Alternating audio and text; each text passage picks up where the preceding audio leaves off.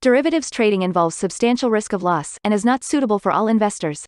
Past performance is not necessarily indicative of future results. So stressful when the world's on fire. Good God. I can't look at this, guys.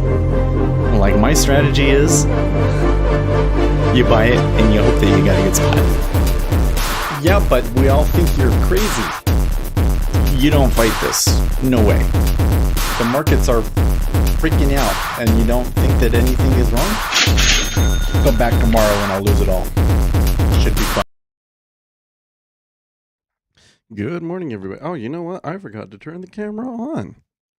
Ugh, I'm so silly. I knew I was like, I came in and sat down and I'm like, I'm forgetting something.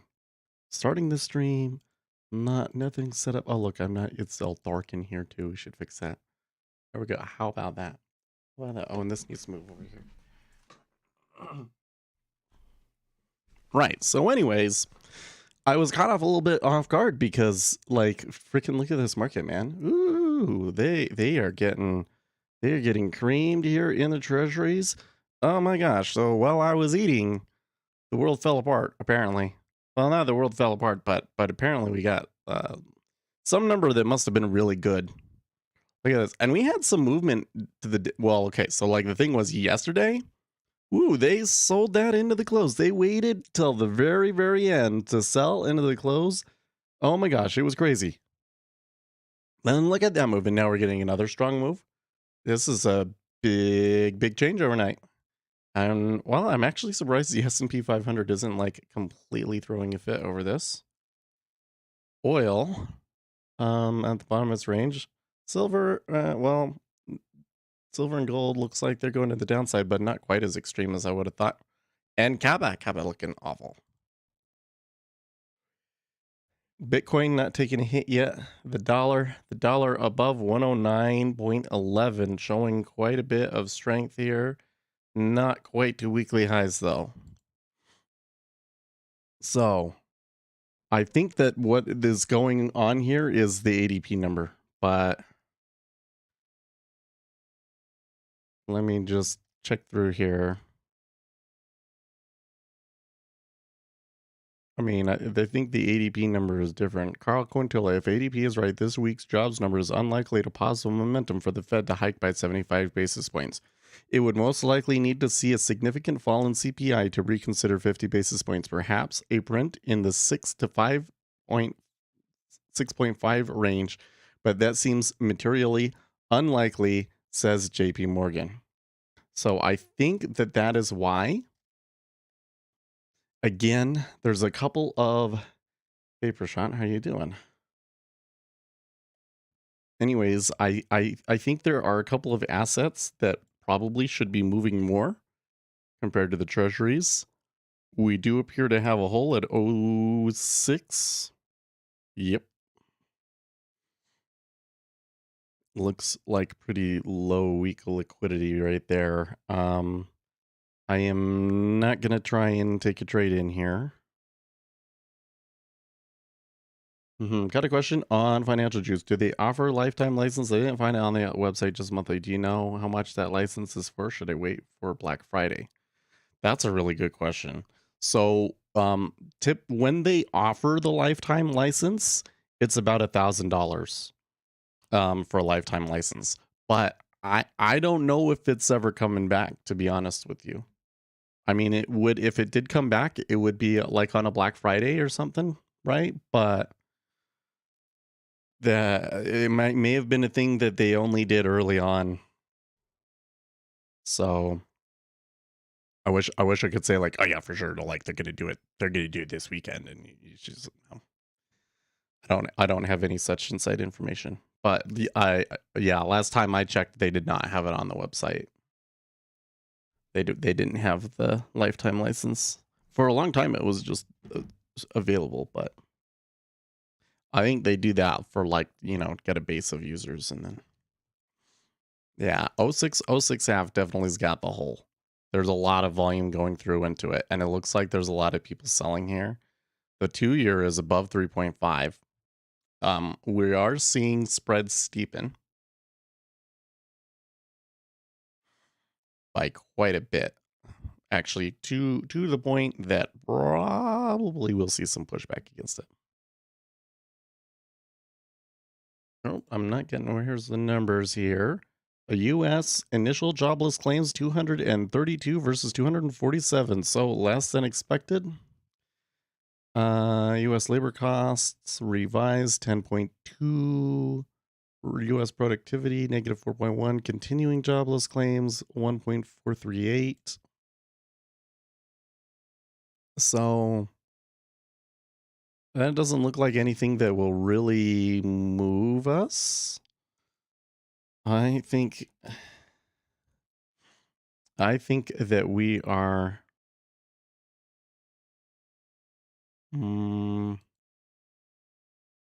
let's see here. I'm just coming in and reading like Zero Hedges headlines. The stock market rout has only begun.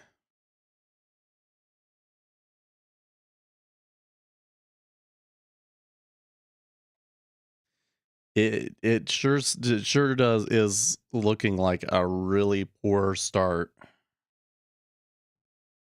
So that one's usually good for a few. This is where it'd be like incredibly risky. Yeah, I already missed it.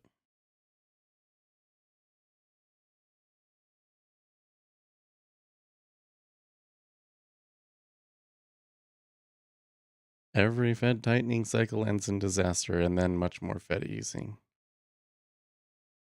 Yes, generally speaking, yes.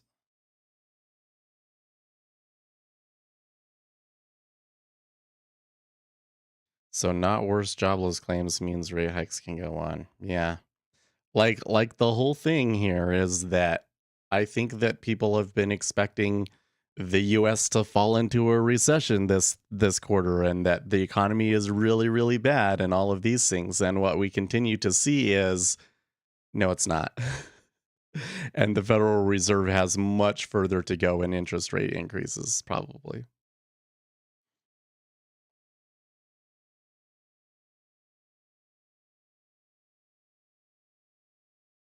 Well, at the very least, it's starting to look much more likely that in September they'll raise by 75 basis points, right? September and October is typically a nasty time of year for equities. And it sure ain't starting out very good, is it? I think I got a piece of food stuck in my teeth and it's making my gums inflame.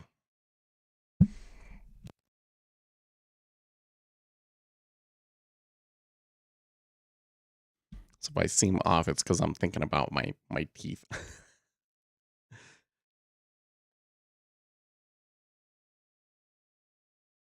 See, that's the one that probably snaps back to 06 for a little bit, but then maybe eventually pushes lower. Like, I think it'd be pretty hard to buy this thing, but it could just do a bunch of choppy, annoying things all session. You know, like look at the liquidity in the micro. Like the big boys aren't there at all. It's just little guys. The main treasury didn't look too bad. This can only go so far though before the liquidity like pukes.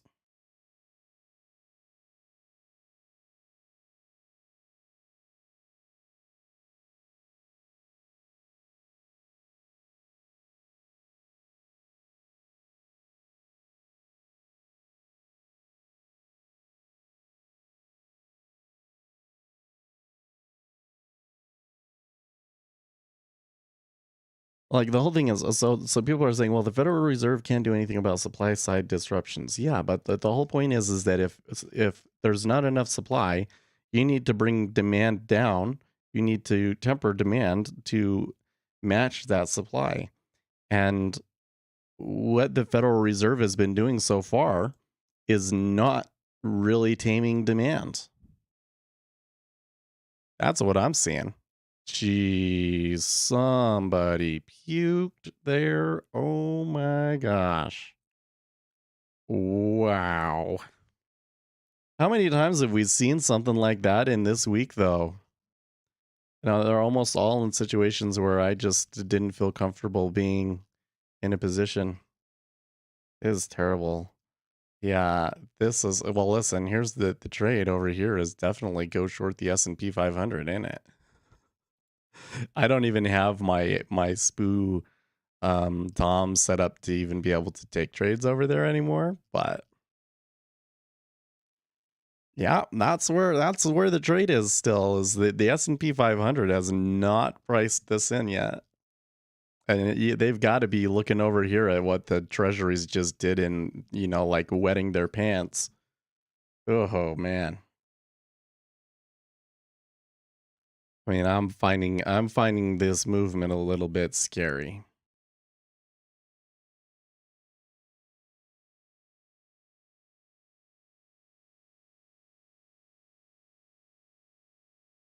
Bah.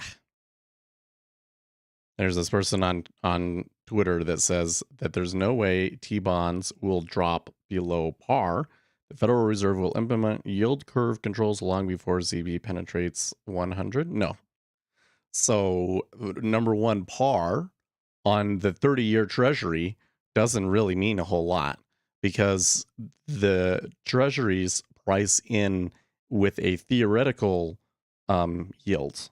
Basically, it's theoretically rather a 4% yield, and that's what they price everything off of. So if the 30-year treasury got to 4%, then I think it may actually have to be more like 5%. Then you would see ZB at par, and it doesn't really actually mean anything fundamental for the bonds, right?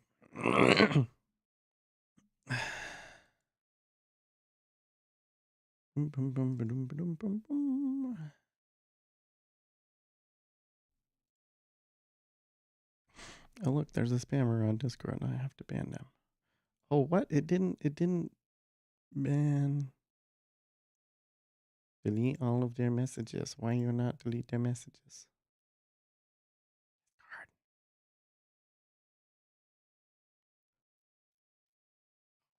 It's still going through them all. So.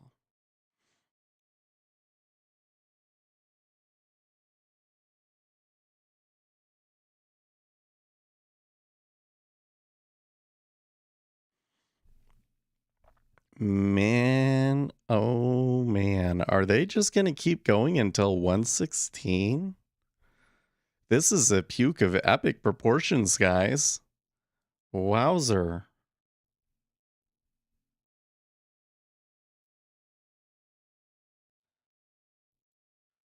I wonder if this is from that note from JP Morgan, because JP Morgan was the one that was saying, oh yeah, the Federal Reserve will back off soon. Right? So if they changed their minds today, their traders and the people that follow them would all be puking their treasuries. Throwing grenades up and juggling the SPOO's already sold. I don't know about that, Morgan K. Like I think that SPOO's sold yesterday on the close, but the way that the treasury market is moving here could probably be good for 50 points in the S&P 500. Like I think that they could be down at, let's say, 39 or 38.50. Say 38.50 today. Nah, I mean, yeah, past week, but we're just talking about just this move. There is information coming into the market. There are orders coming into the market, and I anticipate that there will be sell orders coming into the S&P 500 today because of what we just saw in the treasuries. It looks like that further puke is slipping back into the liquidity hole. We'll see if they can make it back to 06.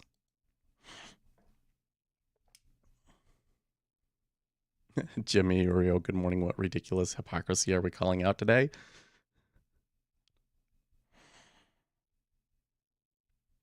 Jim, we're shorting treasuries. Go with the program.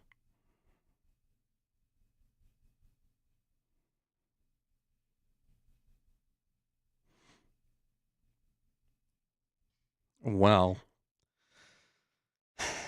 since this move started well before my session and we're already kind of in the volatile area, I'm not sure if this is really a move that I can really do anything about or get on. We might get a lucky pullback and we could try taking a shot at it, but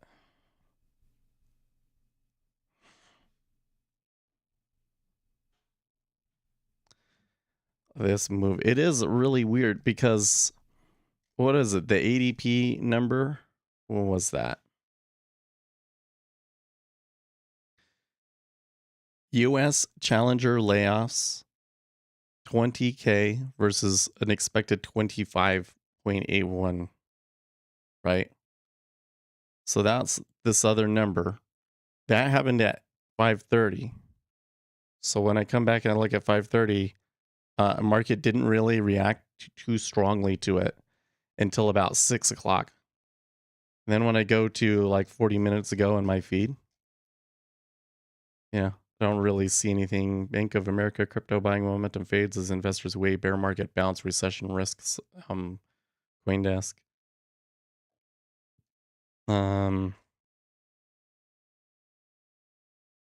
Nothing really here. And then a little bit later, Carl Quintillas tweeted something. This was at about 6:15. Let's see here. Oh, 6:07 my time. Is exactly when he tweeted that. Yep, and that's right about when the markets took a dip. So I'm blaming Carl.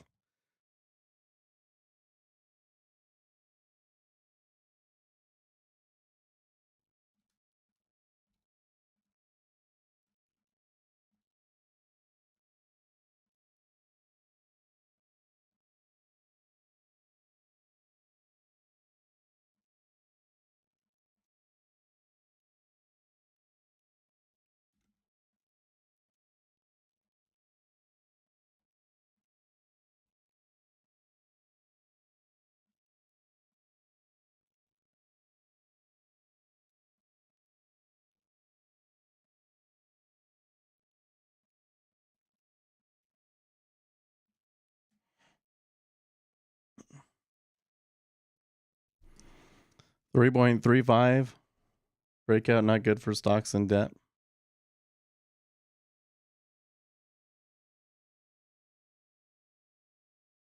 Some YouTuber was saying, let's get ready to buy Tesla. Oh, no. I don't want to.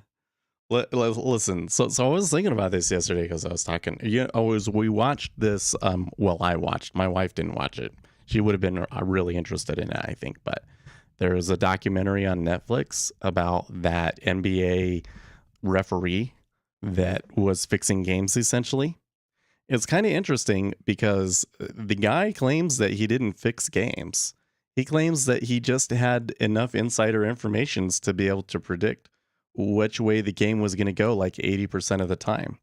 And his whole claim was basically that the refs have a much larger impact on the game than people want to believe, was his whole thing. So we were talking about that, and I was, just pointing out that information is valuable. Of course, there's some information that is considered insider information and you're not supposed to trade on or whatever, right? But it exists. When I worked for the big bank, I had the ability to see the position of every client, literally every client. And sometimes if they were going to do a really big operation, buy a stock or something like that, they would have to come to us and we'd have to change some things in the system to make it that so that the risk controls wouldn't flag them, right? So we would loosen the controls so that they could carry out these big operations. And of course, there's all this paperwork they had to go through to do that, right? Okay. And so I was like, oh, okay, this is interesting. What happens when they do this? So I would look the next day at whatever stock it was that they took that position in. And every freaking time it was up. It was always up big. Why was it up big? Because they were buying it. We were, some hedge fund bought it and we were the ones that executed the buy order for them. That's why it's up. So we literally knew with almost certainty what it was going to do, what the market was going to do in that particular security, right? Now, you're not supposed to trade on that information. But what we do is we learn enough about how those institutions behave that we can kind of predict what they're going to do before they do it. But I'll tell you something. I never saw a situation like that where it was like Tesla. Where it was like, they want to buy Tesla. Or it was always some stock I had never heard of before. It was always these tiny companies that I had never heard of before. Every freaking time. You don't want to go to the stuff that's already popular, guys. That was the whole point of telling this story. You don't want to go into the stuff that's already popular. You go on YouTube and like you're seeing some influencer and like their whole thing is we buy Tesla or we buy a GameStop.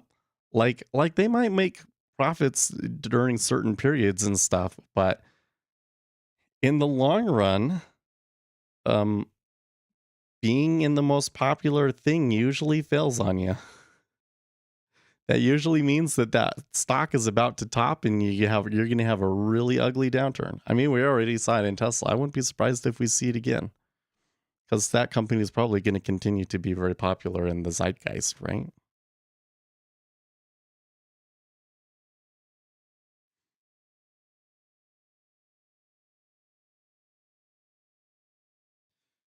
Vibe HR, by the way, I missed your little comment there. Good morning. Man, this is one of those moves. Because like at 06, you notice that I was weary about taking it there, right? I suppose if I had taken it over in this, number one, the liquidity at the time wasn't very good. Now the liquidity has kind of changed up a little bit. But I maybe would have made $20. I don't know if it was worth the risk. Normally that sort of a thing could flip back up. No, they took it another 2-3 steps.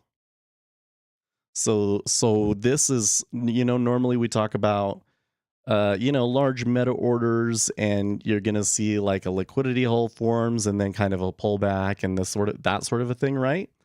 The amount of volume that I'm seeing here, I guess the change in cumulative delta in the 10-year isn't too much, but the range is, and the market is probably in the we're broken mode at the moment, where basically they, because the way that we never show you this, the chart of like impact is kind of like this, right?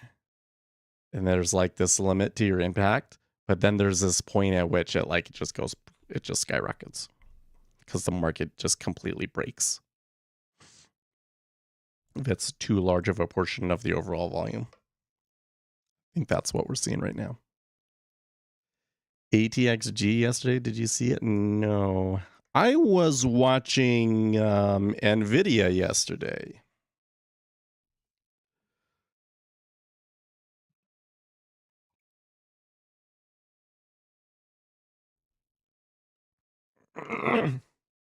You'll understand more come Tuesday. I didn't even realize that Monday was a holiday.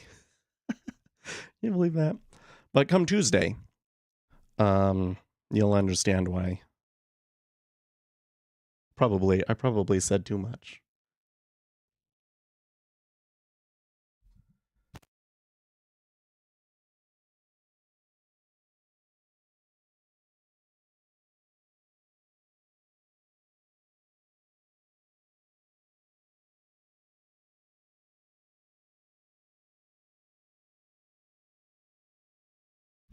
Please take a look. Let's go. Okay. I can't say no to D, man. He's been here. He's been messaging me a lot. He's been working hard. You and Jacob, man, are my two most dedicated guys right now. I'm really impressed. Both of you, I'll have people come in and you can tell that they're into it, that they understand it. and that they just want to get good at trading. But you guys in particular, right out the gate, really enthusiastic, really working hard. I've been really impressed. Oh, that is a teeny tiny stock. and I only see like 1 day's, what the fetch? Wait. It started at 30 and went to 656 in a day? What is this thing?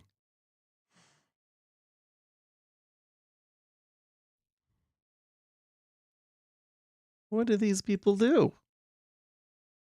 Oh, that is, yeah, okay. Chinese stock surges 13,000% in another US IPO. Mr. Don't touch that thing. Do not trade that.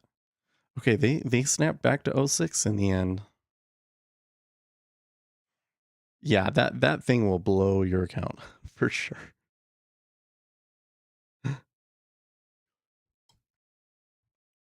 Can you believe Pelosi was able to sell Nvidia before that whole thing yesterday? It kind of makes you wonder though, because, well, it's really hard to make trades in this environment because kind of seems to me like the S&P 500 could move much lower from here. And that we're probably going to retest lows. I mean, that's too bold of a prediction for me to make. I don't think that I have the predictive prowess to say that. But the action that I'm seeing right now, that's what it's suggesting, is that we're going to go right back to those lows of the year in the S&P 500. And so, yeah, Nvidia might be a good stock to pick up in a downturn. But where do you pick it up at? You know? Pelosi, well, no, she knows what so the thing that moved Nvidia yesterday was that the government basically asked them to stop selling chips to China. So I think she had inside information. I don't think that she knew that specific regulation was coming down the line, but I think that she had a good idea that something like that was about to happen. She's 100% doing insider trading, yep. Well, let's not call it insider trading. She is trading on information that we don't have. But listen, there's all sorts of situations where we can know something and the rest of the market doesn't. It can be public information and not priced into the market. It happens all the time. And those are the opportunities. You got to dig hard. You got to stay on top of things, but that's what we're looking for. Oh, you know what? It's a good thing that we're moving like this, and that I was too scared to trade it because my head is feeling a little floozy, and I'm not feel super great for trading anyways. How much have we pulled back? About 25. Options, unusual activity helps. Yeah. The hard thing is finding that kind of threshold where you have enough information to believe that something is happening, enough to be able to get into a trade, but the market hasn't fully priced it in yet. Right. And unfortunately, like, unusual trading activity is not enough for you to know that. Probably you need to know the piece of information too, to be able to know if there's more orders following behind it when the rest of the market finds out.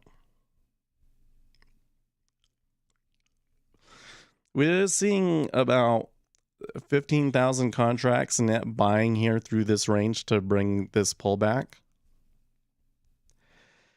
If I really felt the need to get in a trade and go long interest rates, kind of the higher end of this range, so like 07 in the 10 years, probably about the spot to do it.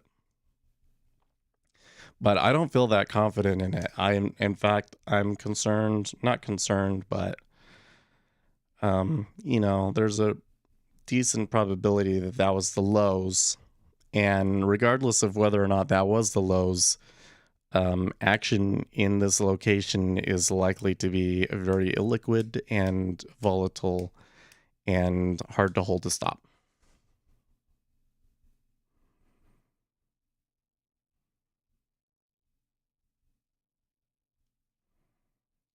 Some have a whole month for 15% out of the money. Yeah. The problem is just that by the time you see the volume, it's probably too late. Really, in the end, you've got to be able to predict the volume. And market reported activity alone is usually not enough to know that there's going to be continuation. Otherwise, it'd be easy, right? We could just do that.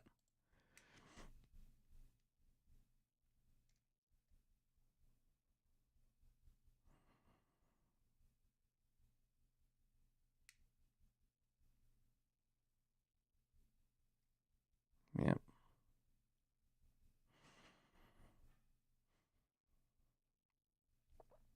Do you read this story from the Federal Reserve where they had a paper basically said that the central bank can't control inflation because of the government?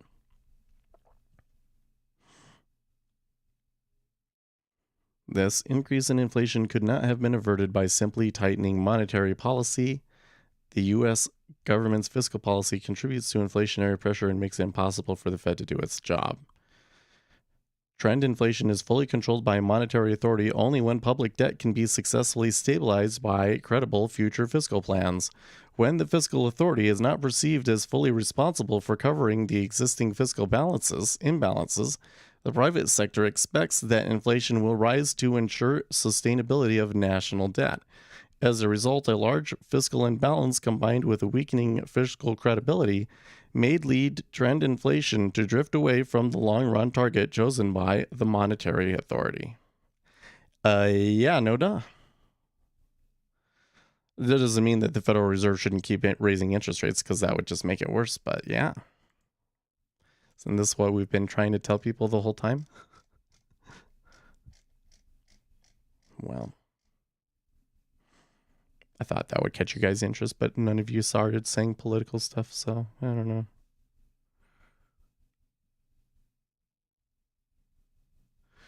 Gold did not really sell along with the treasuries, and they're recovering here along with the treasuries recovering.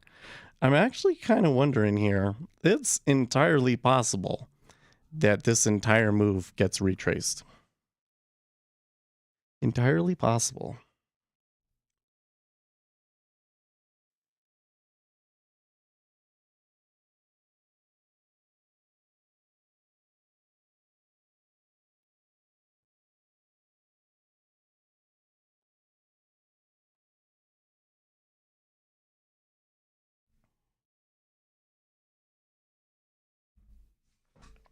I heard the dog. Is that?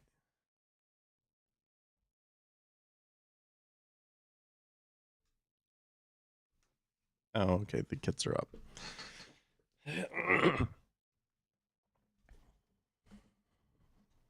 What? Twitter is launching an edit button for the first time after years of debate, both internally and externally, as to whether such a feature was a good idea for a product known for making posts go viral. The edit feature will be available to users who pay $5 a month for a subscription. Okay, I'm going to check the dog.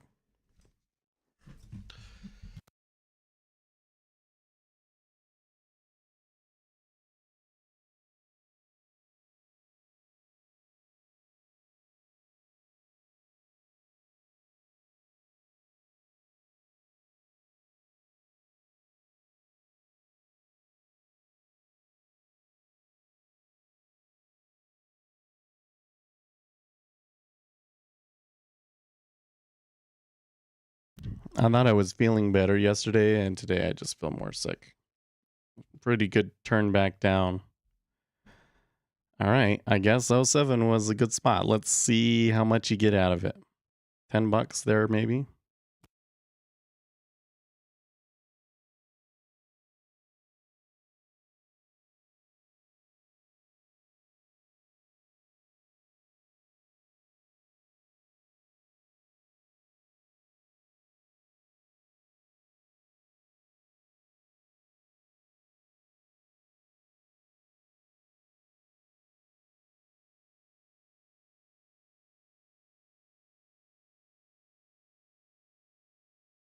Do I have seasonal allergies? I have all allergies.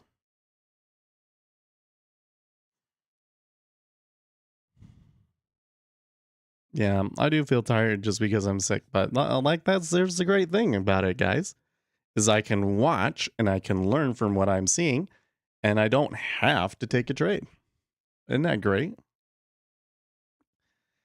I tell you what, it is so liberating once you realize that you don't always have to take a trade. You have September allergies?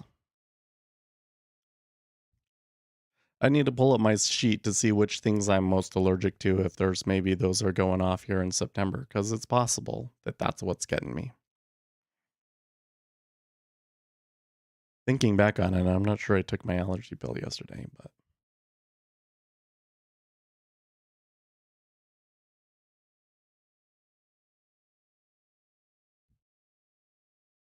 ragweed. No, I'm allergic to that.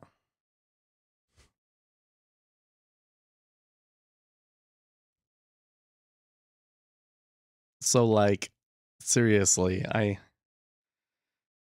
well, I should probably be going in. I should probably call my guy, but I just wanted to get the test. Okay. I wanted to get the test. I didn't go to the follow up. I forgot. And I never made another appointment.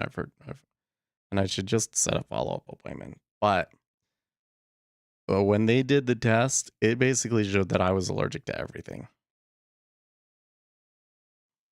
which at first really made me think that like the test must be wrong. But I've definitely gotten worse, and if I don't take an allergy pill, it's usually bad for me. I think that part of it is that I'm allergic to the dog, and probably being around the dog is probably making me more allergic. But I don't think that that's what's getting me right now. I think that I actually am genuinely sick. All of the kids had something. I think that they actually had two things, and maybe I'm catching that second thing now. It's not too bad, but large order at 04. That's a little suspicious. In August, I was allergic to my wife.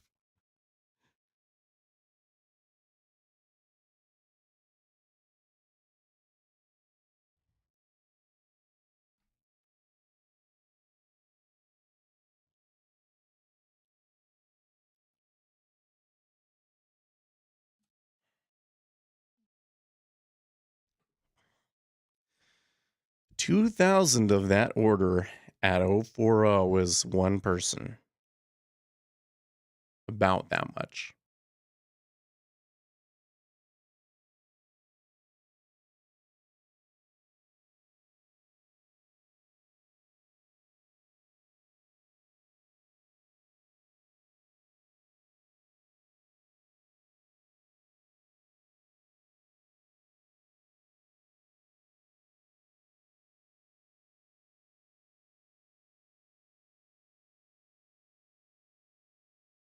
I'm just gonna try and relax here.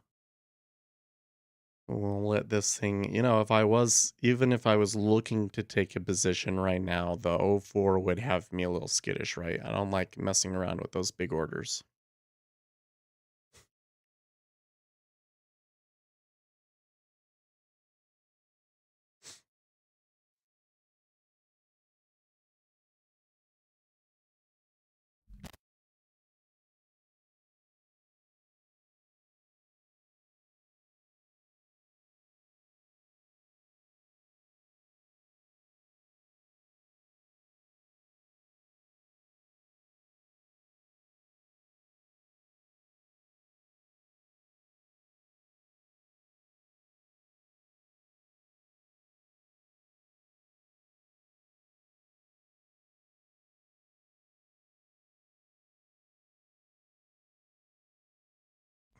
Okay, well, they traded through it at 04. Not as much of a stop run as you usually see after a big trade like that, but quite the collision.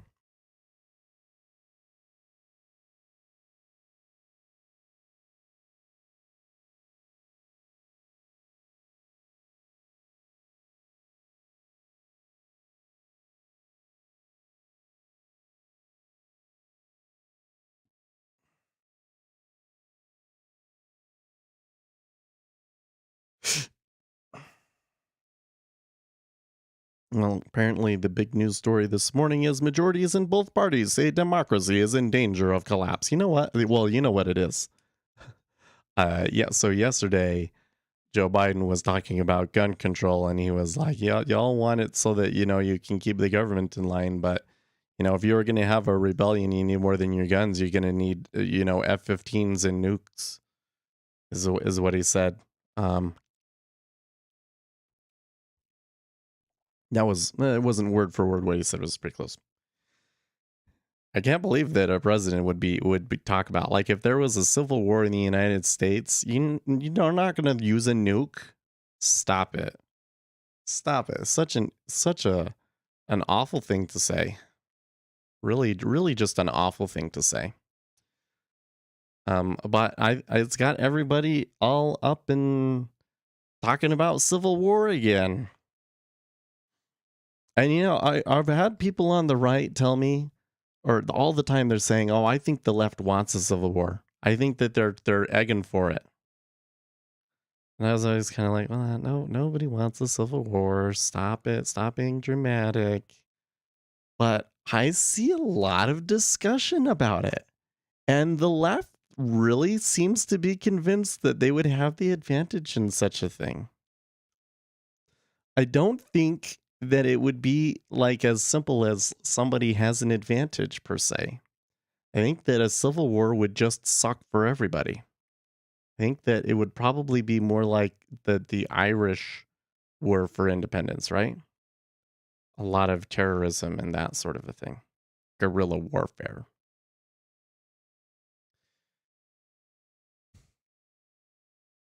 But that seems to be the mindset people are in. And you'd think, well, with Donald Trump gone, that should resolve the issue.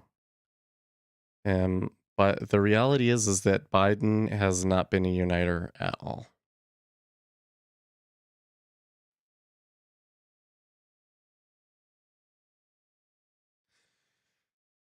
Okay, so I'm just reading Twitter here, and they're talking about the PMIs. So we got S&P manufacturing PMI and then ISM manufacturing PMI at 8. So about an hour from now, and those could be important numbers, yeah, for sure.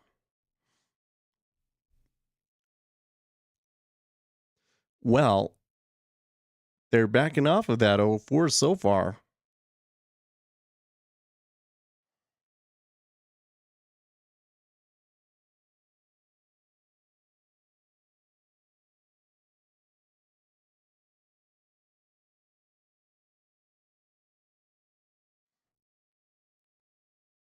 I don't know if they'll make it back to the 07. But that still kind of looks like the most balanced area. I suppose it wouldn't surprise me to see them bounce between 04 and 07 quite a few times, given the current liquidity conditions. S&P 500 seems to be recovering. So like I said, they didn't really down 10, 15 points on, from the highs in ES. They didn't really sell all that hard. Was that the end of... No, I've still got some tissues. Okay. Need to relax. Relax.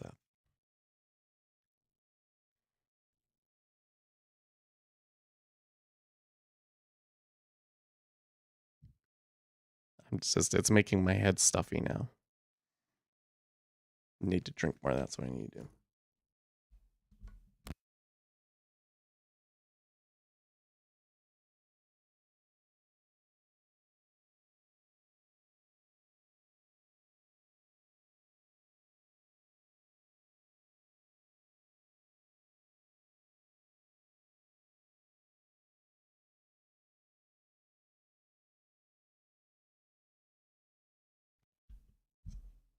Oh, you know what else?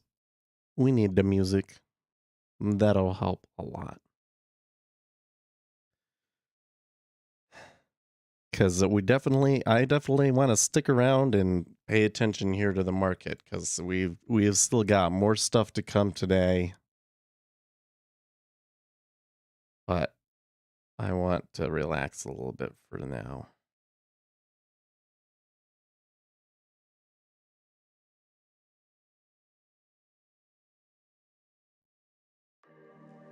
Chill step.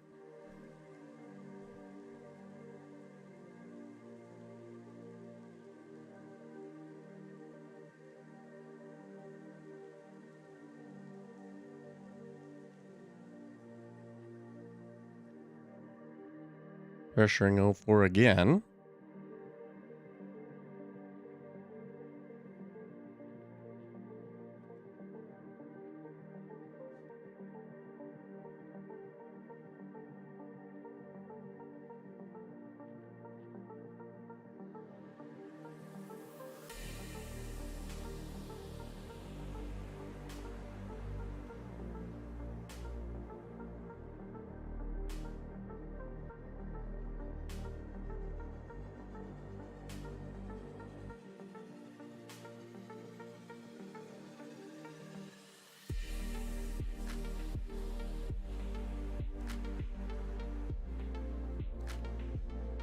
Nope, back to 05. I am starting to see a flattener get put on. So the market's steepened considerably through this move, but I'm seeing much more significant selling in the 5-year than I am the 30-year. So definitely flattening. Oh, the spread in the 5-year actually isn't too bad. At least it's coming in at times.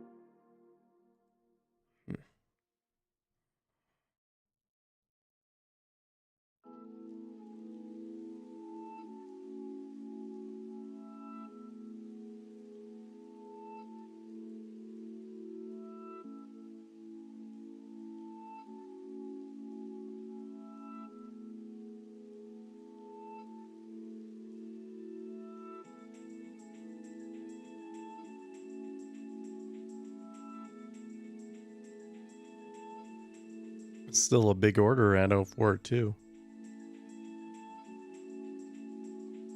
Like, hey, I've got more, come get me.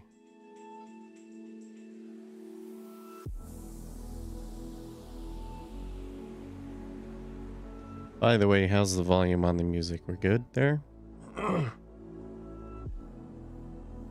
think we should be. Well, I mean, I'm going at like -7 and the music is like -30.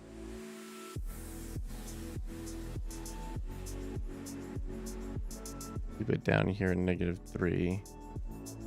And I can just come into Stream Beats and turn that up a little bit.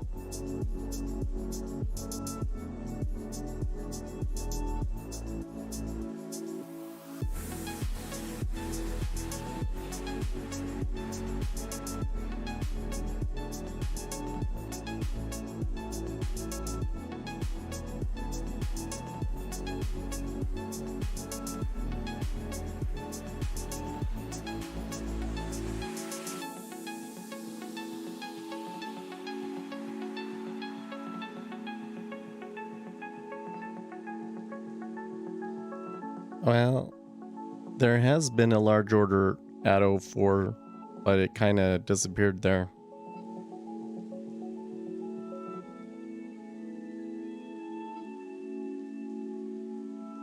It does seem like someone's making a play here, but I don't know if the market's going to pay attention to him. It seems like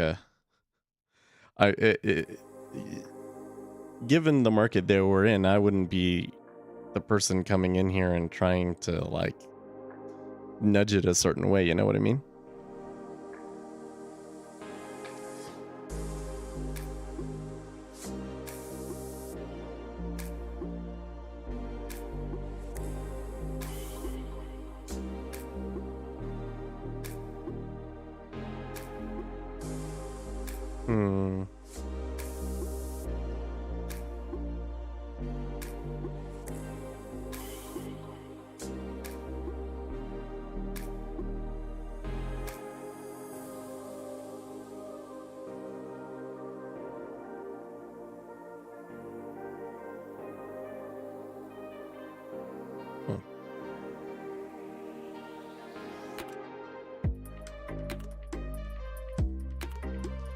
They have kind of bounced off that 04 several times, but they haven't been able to snap back to 07, which is kind of like the other end of the range here.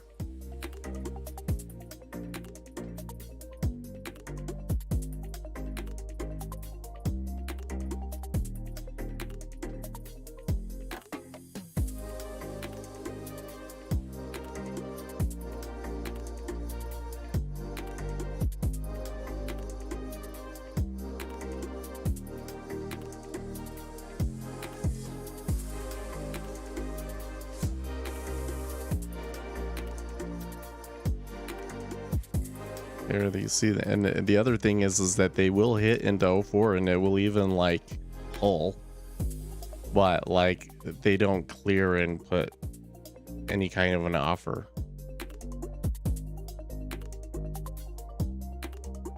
So it kind of feels like a little bit like luring to me.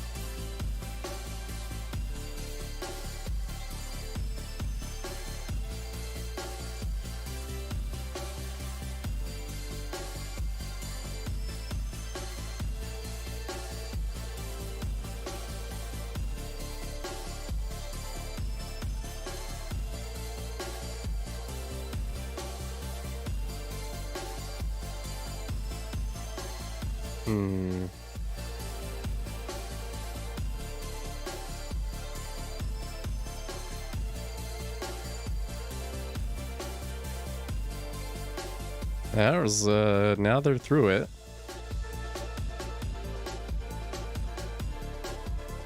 Do they fall down to a new low now? Well, it looks like there's some liquidity willing to stand in the way here at 02.5, 03, at least 1500s. So it's not just falling down to the bottom like we've seen so often here, but there does appear to be still some volume to sell, so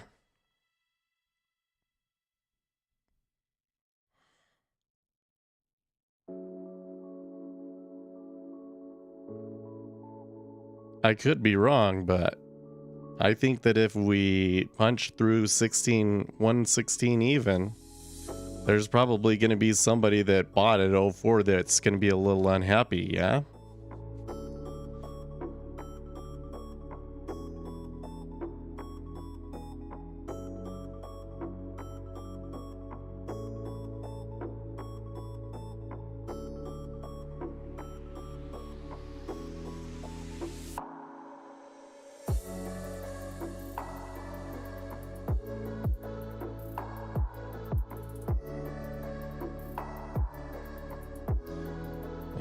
Maybe back up.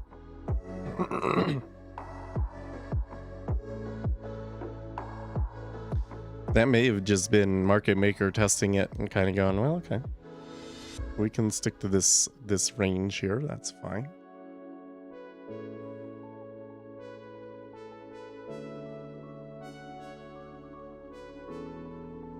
I don't know, that might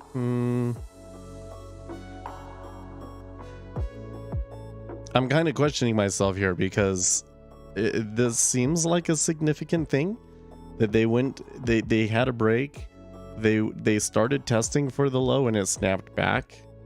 It definitely makes a big change in the chart. I do feel though that like the liquidity here is still pretty random, so I think that I would be wary about, you know, reading too much into what's going on here when a lot of what we're seeing is just randomness because of the strained liquidity. But it does look like in that situation that there was a little bit of selling below 04, and then it snapped back up above it very easily on very low volume. And I'm not really seeing anything in any of the correlated assets or anything to explain that move. It could just be the dynamics inside of the treasury. I suppose that I still see the scenario where we retrace the whole move, but really could do anything. And again, I am seeing that flattener. I think the flattener trade probably makes sense. The 5 and 10, right? Buy the 5. Let's say buy the 5 at 3.38, 3.38, and sell the 10 at 2.6.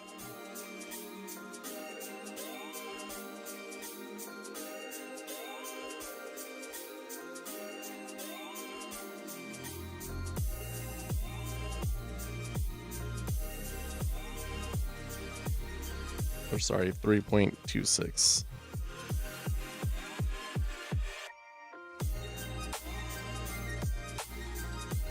Let's just see that.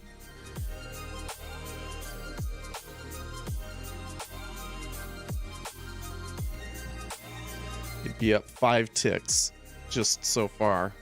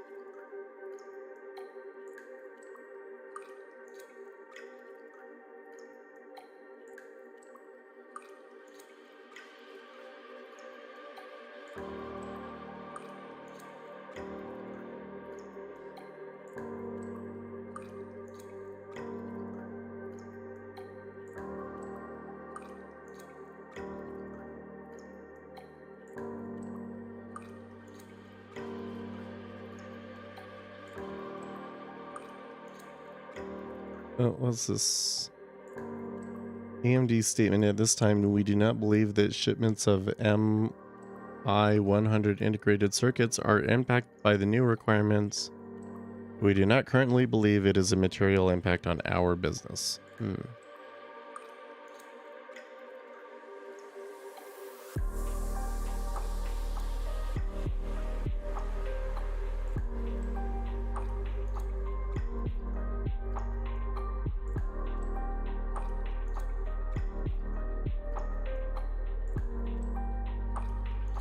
Twitter tweets: if you see an edited tweet, it's because we're testing the edit button. This is happening and you'll be okay.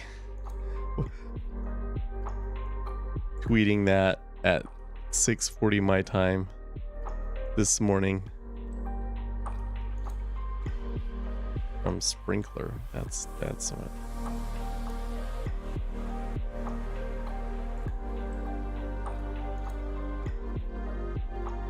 What is that? What is this app that Twitter itself uses?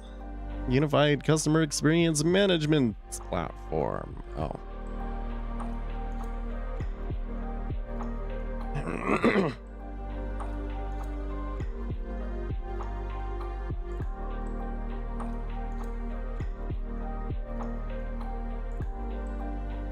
They did bounce there, yes. But again, not able to really get above 06. They might lean on 06. They might start leaning. Well, there was a little bit. Kind of wonder if traders start leaning at 06 and then they do the head fake the other way, right?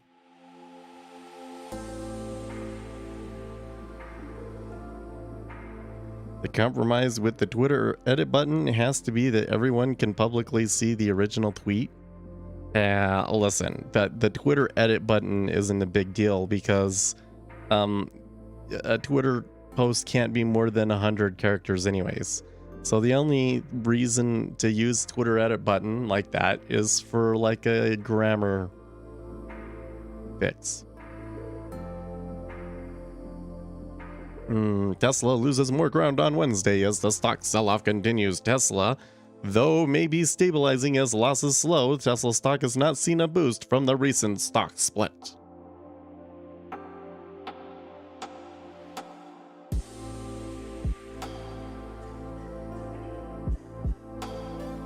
Ed Morrissey, test scores dropped dramatically in the wake of COVID-19 pandemic, school closures, and mask mandates, and these children may never make it all the way back. The kids are not all right. Post-pandemic 4th grade test scores suffered the worst drop in decades.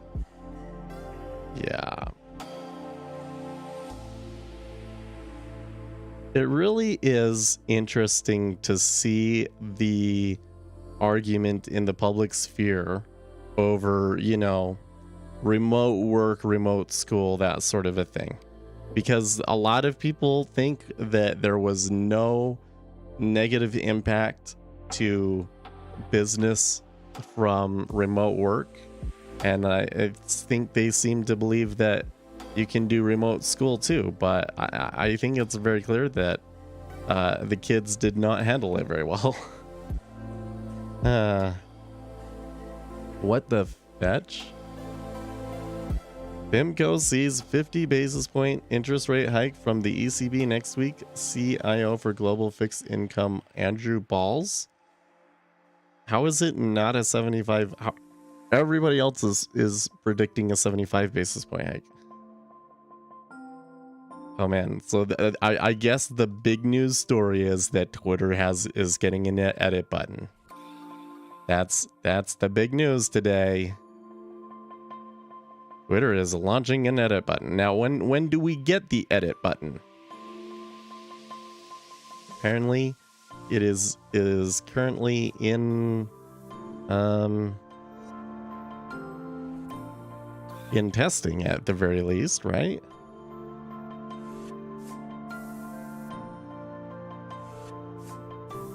Twitter Blue. Now, this is the one that I'm worried about, is that Twitter Blue will I'll have to use Twitter Blue to get TweetDeck at some point, I think.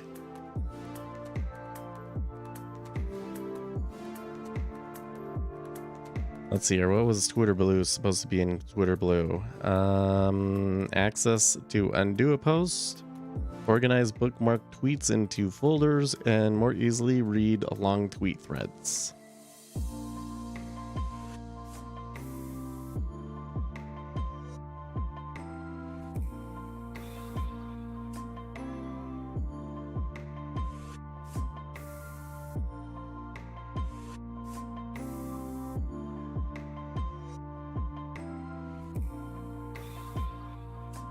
That is not something that appears to be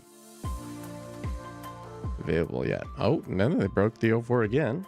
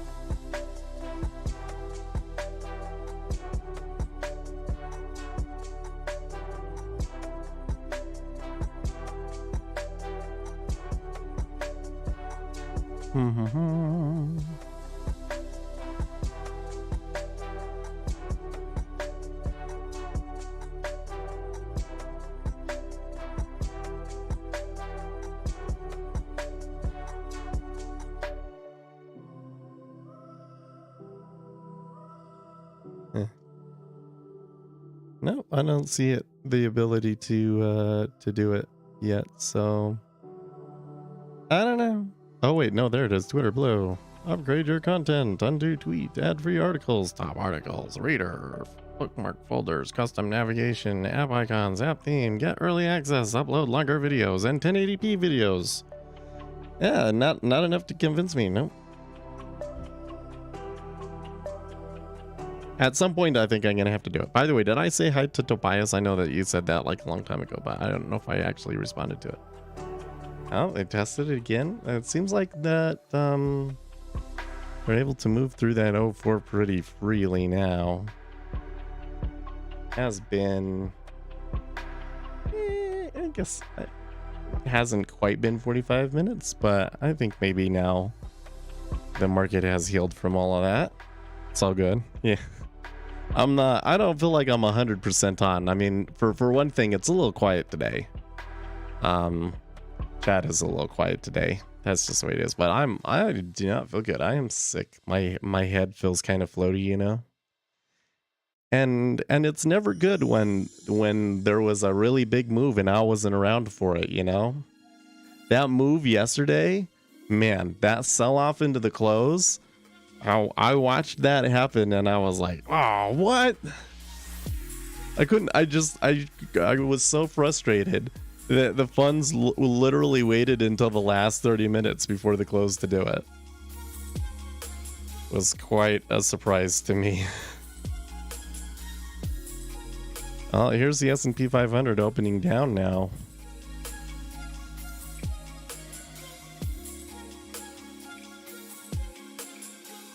Yeah, seeing some downside on the cumulative delta as well.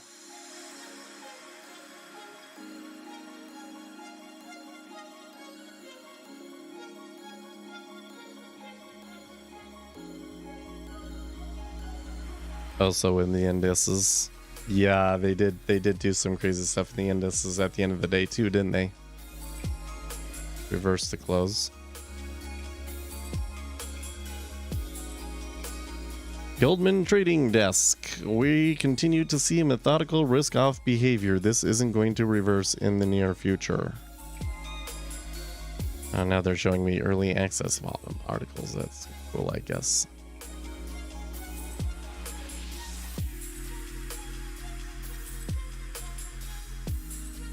Dollar index surges above COVID panic highs.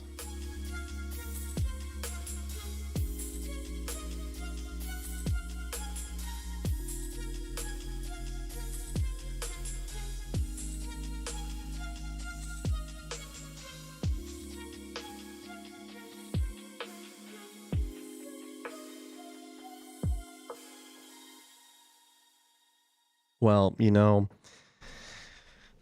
sometimes this week between Jackson Hole and the first, well, and Labor Day and the first non-farms can be a little difficult. And maybe that's what we're seeing right now. You know, market moved, of course, but, you know, it does seem to me like stream is a little quieter today and that Twitter is a little quieter today. So... let's see here. So if we had our spread trade on right now, was along the 5-year at 3.8, and right now they're getting 3.85, and it was a sell the 10 at 3.26. So the 10 is still right about at 3.26. So it's still, I think, a profitable trade, but it has not moved a whole lot.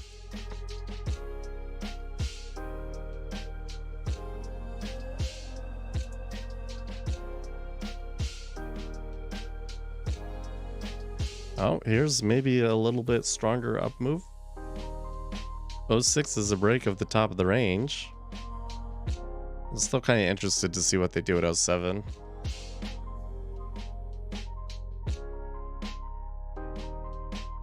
I would expect though that the liquidity there is largely healed.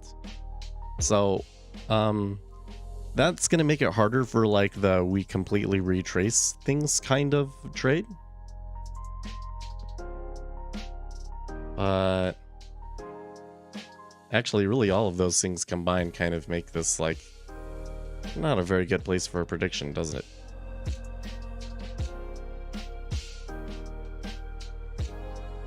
Spoos seem to be fighting here.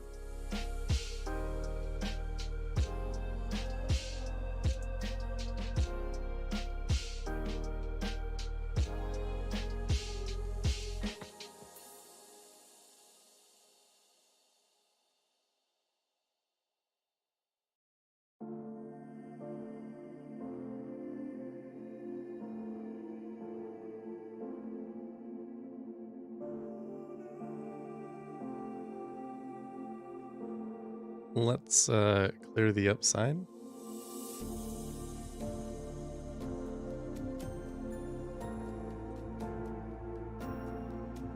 Actually, we'll do it in all of them.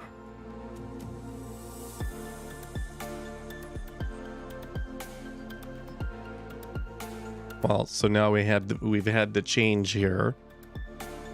3-8, depending on if you get the bid or the ask. That's let's just be generous and say down 5 over here. Short 2-6, up 10. So net 5 still hasn't really changed.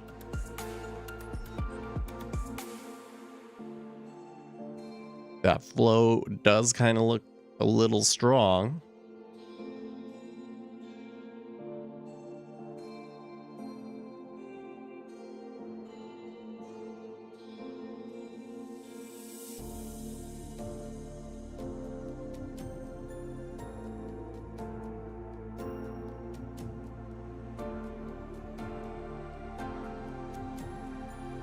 How much? What are our deltas showing here? The 10-year is net long from before the strong down move. This could really just be the case that like JP Morgan clients all puked, but the market actually wants to buy today. It seems like it's a possibility. We do get news here in 5 minutes though, okay? So stay frosty, I think is the phrase.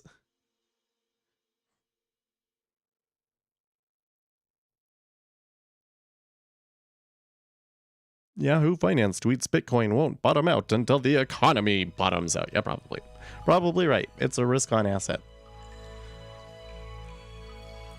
Bitcoin isn't really falling this morning though. Like the treasuries really pushed and they didn't fall. Oh, look at that. Pull back.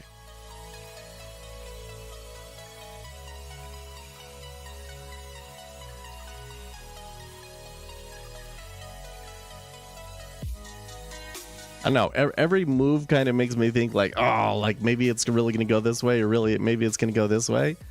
It's still kind of meandering in the middle and not doing a whole lot. I am kind of starting to lean towards that maybe this is a buy though. Okay, we're watching the baby.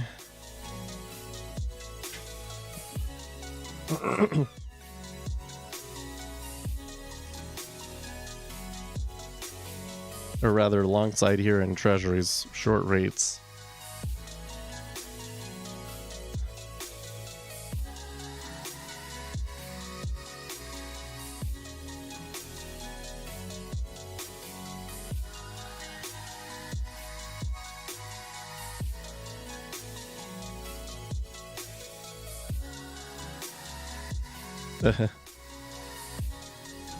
Hey, Octavius. Good morning. I had a late start. See no edge. Yeah, well, it's a tough call. I'm very much speculating, but I do think that the treasuries could continue to retrace this. The flow does look long. I'm not actually, even though I've seen some evidence of flattening in here, that didn't really come through. Does look like 326. It does look like I maybe made 5 to 10 ticks on a flattener here. So maybe a basis point of flattening. But I'm not 100% sure why I feel that way. I think the scenario that I'm seeing here is I think that JP Morgan clients puked when they put out a note saying that they're starting to think that the next basis point hike could be a 75 basis point one. But it kind of looks to me like the longer term flows are actually still to the upside in the treasury. And so they are pushing it back. Yeah, it being the first day of the month, that's usually supportive of treasuries buying, for instance. The equity indexes didn't really react either. That's another thing that I think is probably important. So you can see here though, like the pullback was all the way to 05, the last pullback, right? It's a pretty icky pullbacks at the moment. Does seem like a flattener would have made me a little bit, but like the spread is enough to cancel out anything that you would have made so far. So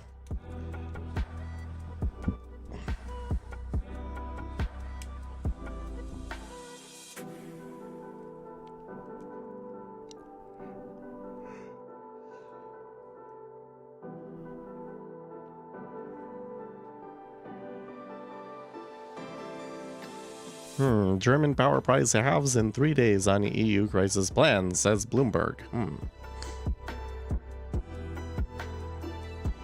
Corn seeing a little bit of a jump here, although it's still negative on the day. Everything on my board is negative. The worst is copper. Hey, it's not oil for once, right? But I don't like seeing copper down.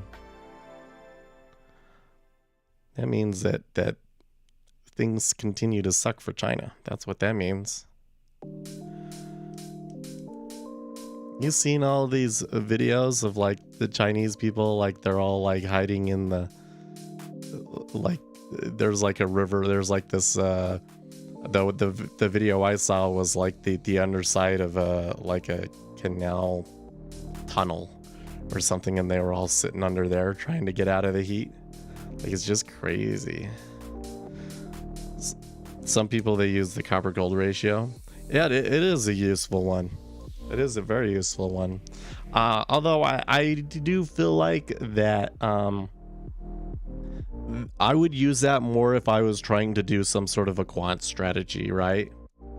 I think that for discretionary trading, that the informational content that you need can be gleaned from just seeing when copper is moving, and you don't have to be as specific as what is copper doing compared to gold, and trying to cancel out the amount that the metals overall are moving.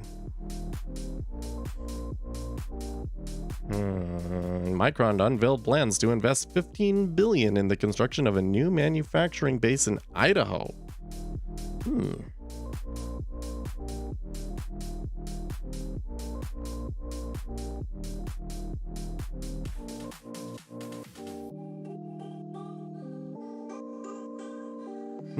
House Republicans are demanding that Mark Zuckerberg hand over FBI warnings and communications that led Facebook to suppress news about Hunter Biden weeks before the 2020 election.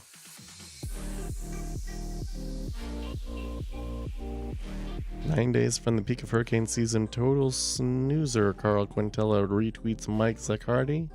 We are supposed to get one this weekend now, right? Or at least it's forming. Okay. I don't like it, but we're gonna take a sim trade long here.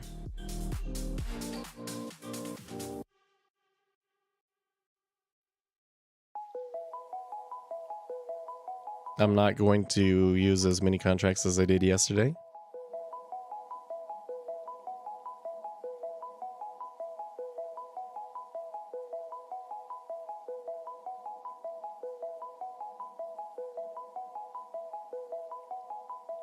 Like today, I think I want max 5.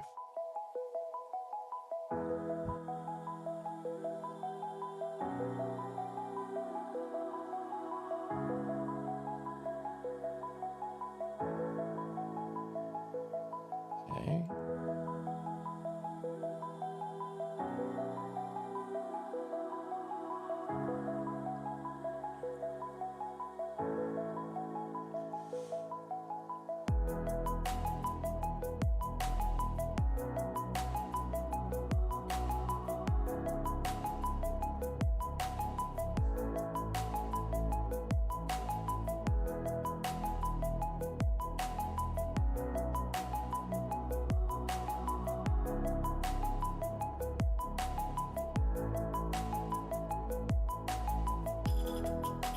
Okay. So a little back and forth at 06.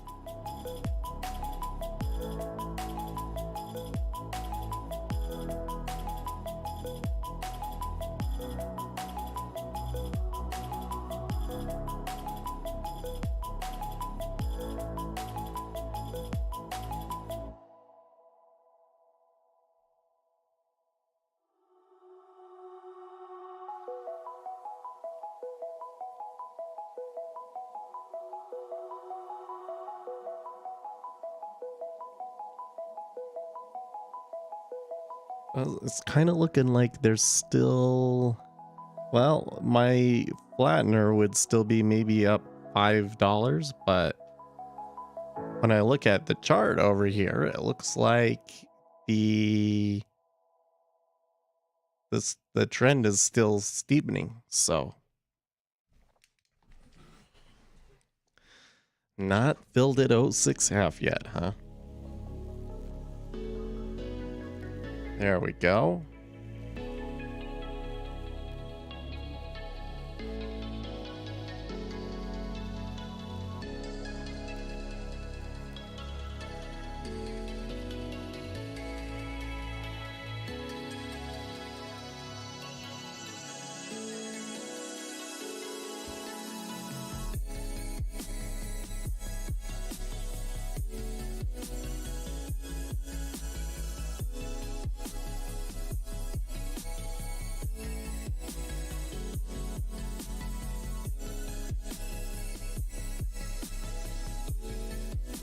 Oh, I didn't catch. Oh, because Financial Juice was muted here. The S&P September manufacturing PMI was 51.5 versus 51.3. Here in 10 minutes, we get the US ISM manufacturing PMI, which is kind of the highlight of today. Also, manufacturing prices bright. So manufacturing PMI we are looking for 51.9. Prices paid, the estimate is 55.3.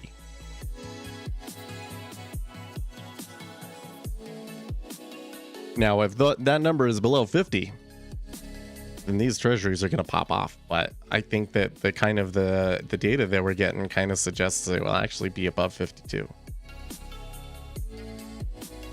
That's the way everything else has been going.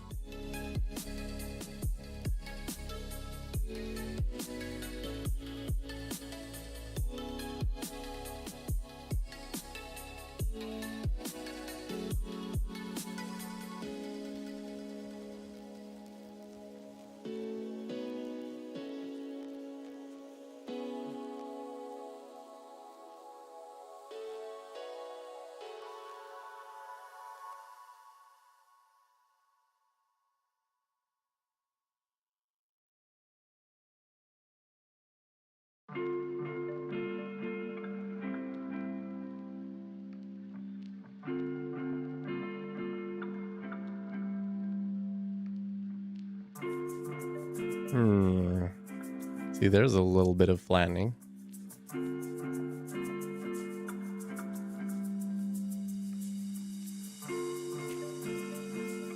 Just a little bit. Just a little bit.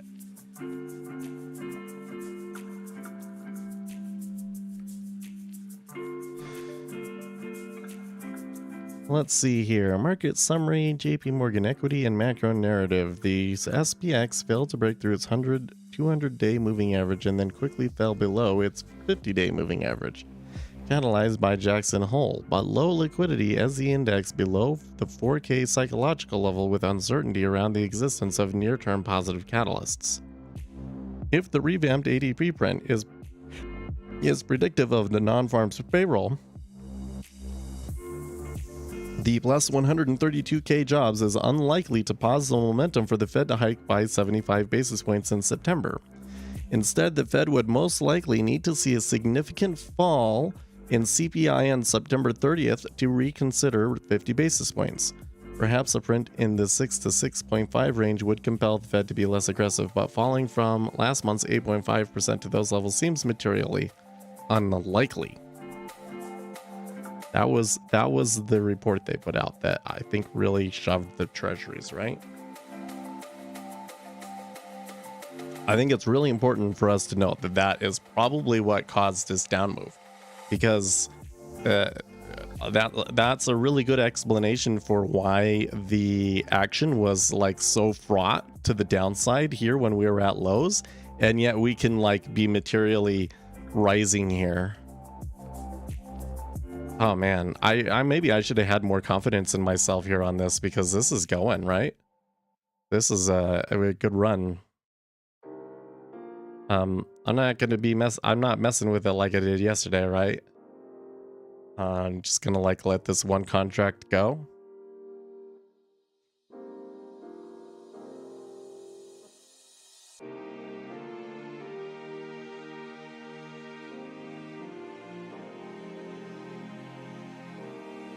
There's a possibility if they come back to here, I might add.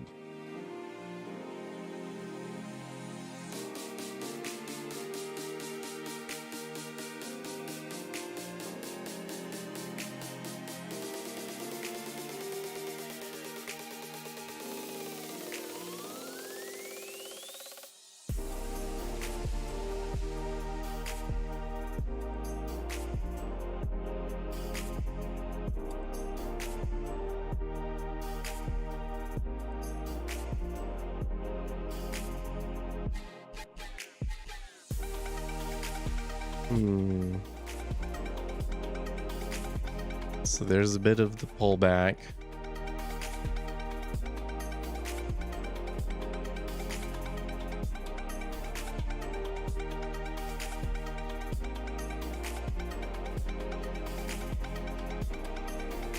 So we got to keep an eye on this, because we could get something interesting out of this ISM.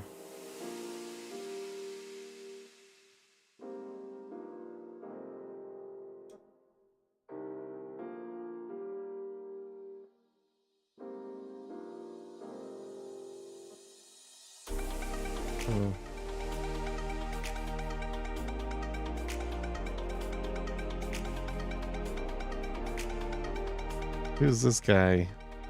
Somebody's retweeting DeCarly Trading. It looks like he's in Utah. Well, he was in Utah at one point. Oh, he's from, they're from. She is from Las Vegas.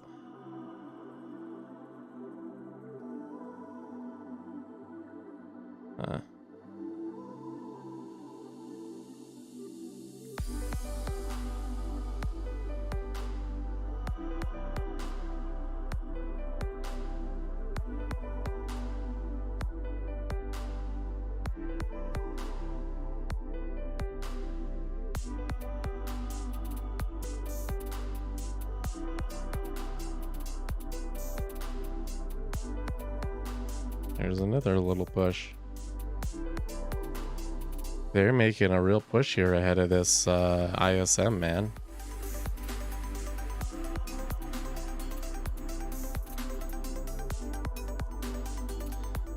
I don't think that I want to take a live trade ahead of the news, but it's kind of tempting. This is starting to become a very consistent trend. Although, it's mostly the 5-year. It's mostly coming from the 5-year.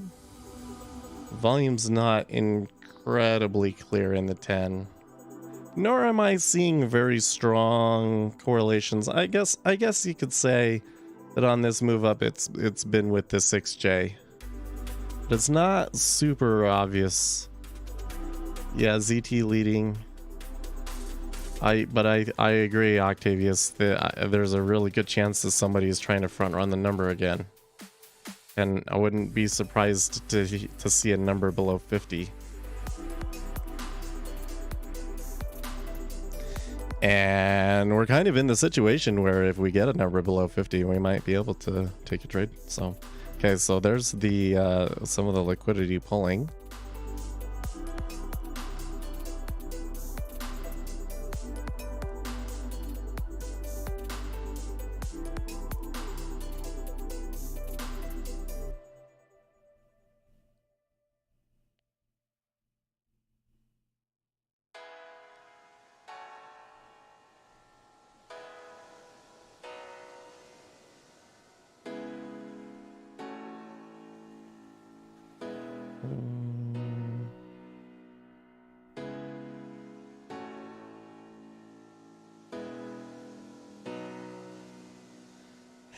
They're definitely acting like something's gonna happen. Oh yeah, so they're polling for this news, that's for sure.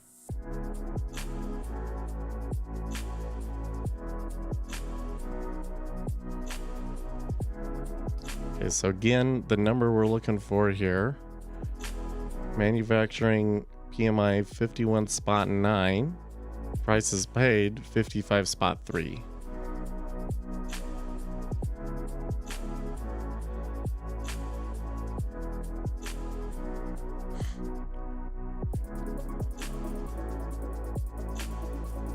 Liquidity is all pulling.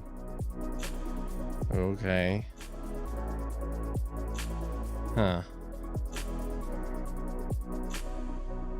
Oh, it's a good number.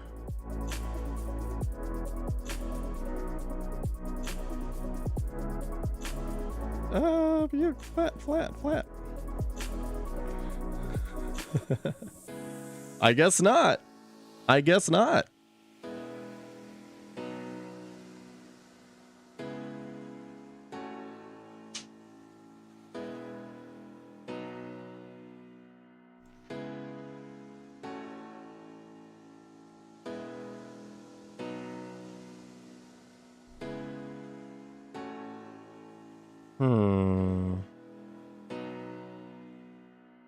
Okay, so let's review through these. So that we were looking for 51.9, we got 52.8. We were looking for prices paid to be 55.3, and they were 52.5.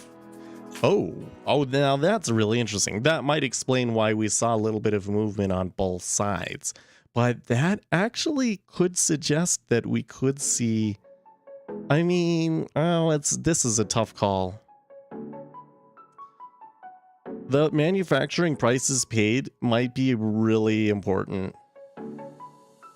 That could be really important, but that headline number, you don't want to fight the headline number, right? Oh, look, they're right down at lows again.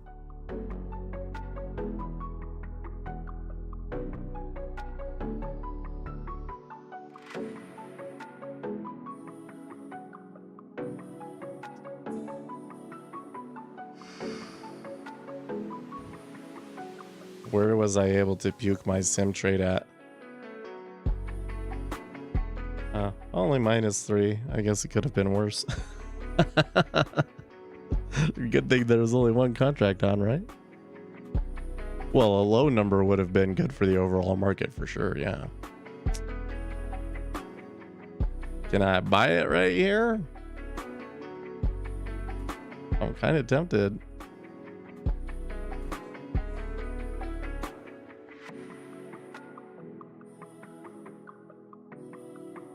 I see okay. Well, I like my entry. It does look like they're pushing through. Ooh, look at that big offer show up at 0.5. Big order chasing it down. Wow, haven't seen a large order chase like that in a while. He's staying at 116 even though. That's about as good as they get for an as she goes trade, folks. Ooh.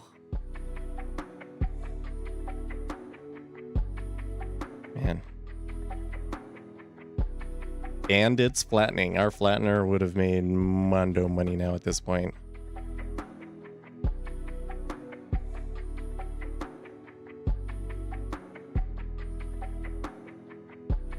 That is some aggressive order flow.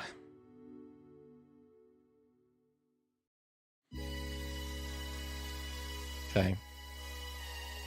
Wow, already kind of pushing back here, huh?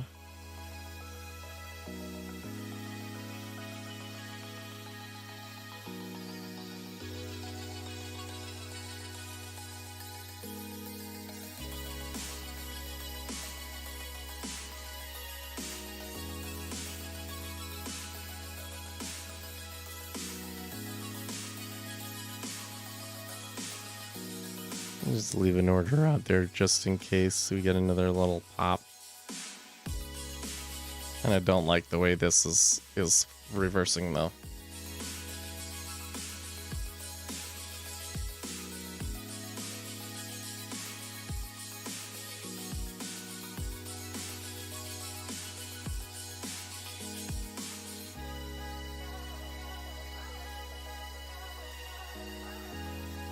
Wow.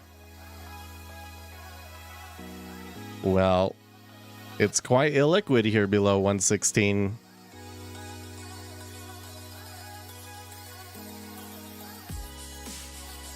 I'm not entirely sure what that says for their ability to continue lower or not, though.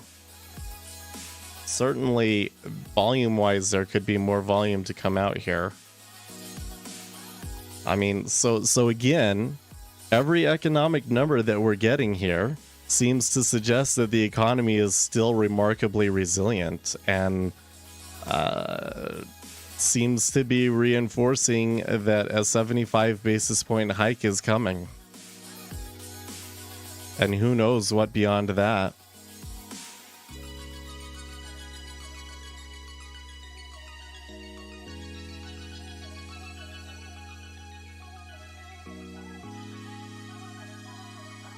You're not really keeping the sell. Well, okay, never mind. I was about to say they're having a little bit of a difficult time maintaining the pressure, but then somebody just sold 1,500 there at 30. So I don't know. 25.97.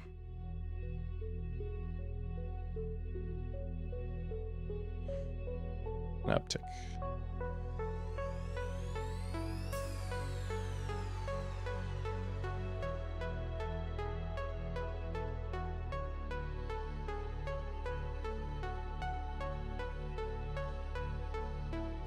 So at the moment, we got to be a little bit careful about somebody coming in and hitting it back the other way and just like volatility in general.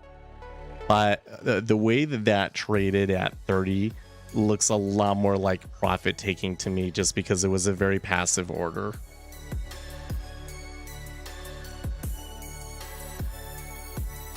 And maybe I feel that way because I'm kind of looking here saying, well, should I be trying to take a profit? Oh, there looks like they're going to touch a new low there. Okay. Ooh.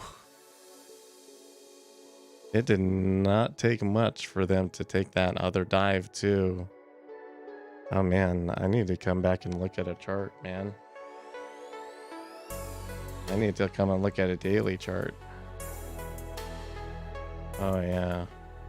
I don't really see any kind of like significant levels to try and hold us up until like 22.5.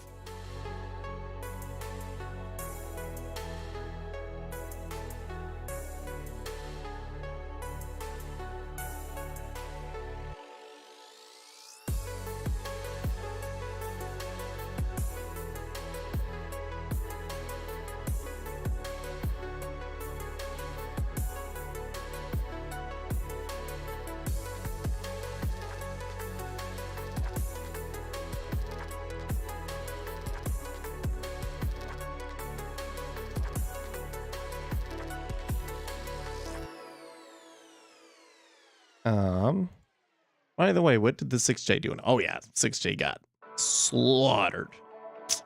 And gold kind of down. I mean, gold has already been looking pretty nasty, so I mean, like, silver is down 2%, so I'm not going to blame them for not moving too much on this move. I'm still a little frustrated, though, that I'm only at, like, 10. Yeah.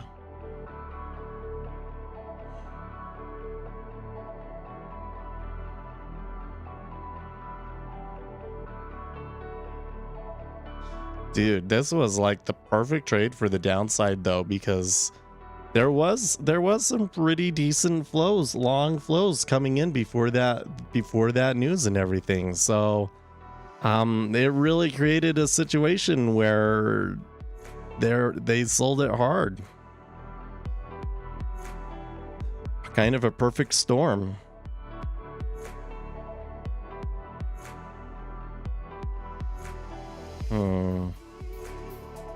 Does seem like there's some gravity at 116 though. It's not particularly it's not helping. It's not helping me. Do you like yes, I like to trade news events. Well, I don't like to trade like straight up, like try and place a bet on the economic news. And you do get lots of volatility around those. So, you know, like this right here, I don't particularly like, because you get these pullbacks that are just wild, right? Look at that. There's a decent amount trading there at 01. Looks like somebody's iceberging the sells at 01.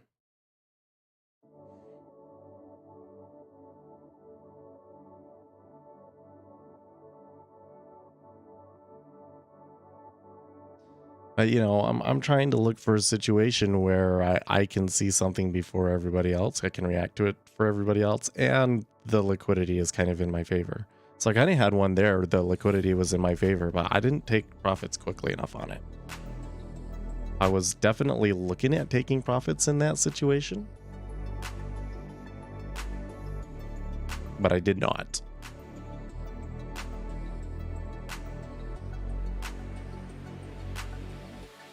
In fact, I even had an order out there at one point, and then I saw clearly that it was going to go lower, and I canceled it. I probably should have left it.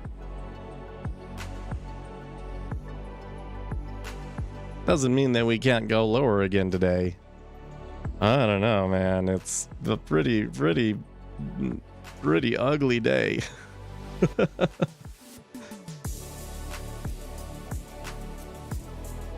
Anytime that you're getting an ugly day like this, like, of course, I'm going to be leaning to going short treasuries, but I just got to put it out there that, like, anything could happen, right? Because it's often when things seem most sure that the market does something really funky that confuses us. S&P 500 not looking particularly great.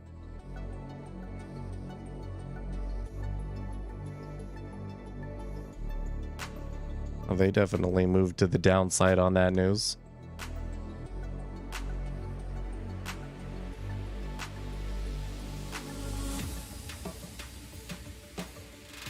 Okay, so some of the movement that I'm seeing in treasuries kind of suggests correlations.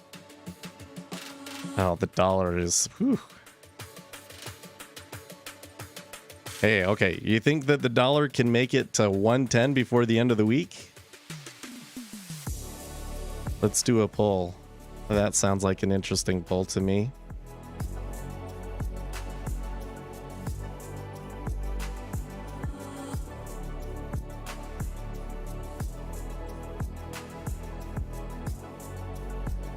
Yes, no, ask your community. Okay, let's see. You think that the dollar index can get above 110 by the end of the week? Sure looks headed there. Sure looks headed there.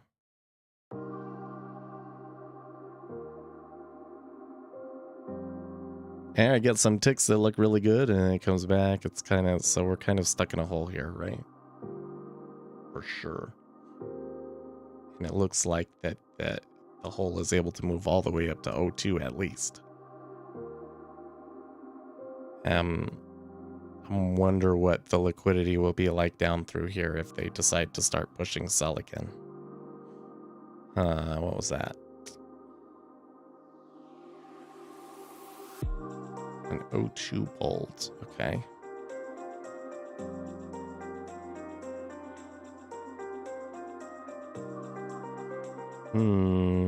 Well, somebody was doing something at O2 and they absorbed a little bit, but they did take it bid.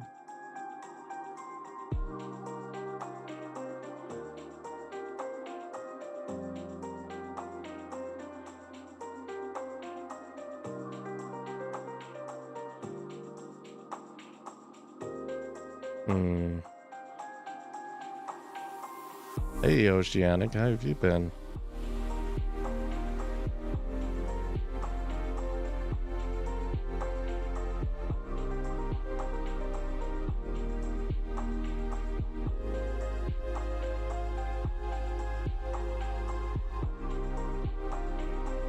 Well,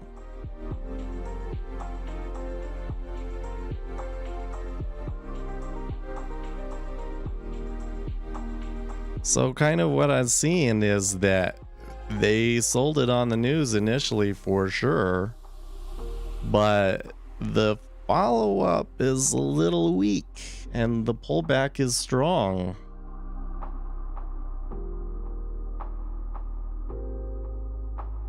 It is volatile though. Could flip back down around short very easily. Well, good morning, Arcana. That name I don't recognize so much as that. So welcome to the stream. I'm always a little worried about saying this. It's like, oh, I was here yesterday, and I'm like, oh crap, now they know I'm not paying attention. Let's see here.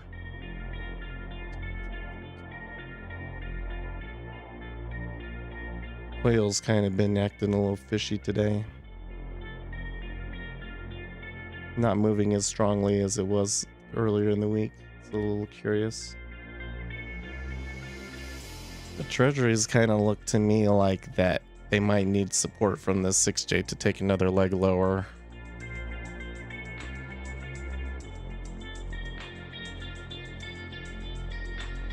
It is interesting today, isn't it? The part that I find the most interesting is that the treasuries were buying quite aggressively before that PMI number. I really wonder what was going on with that.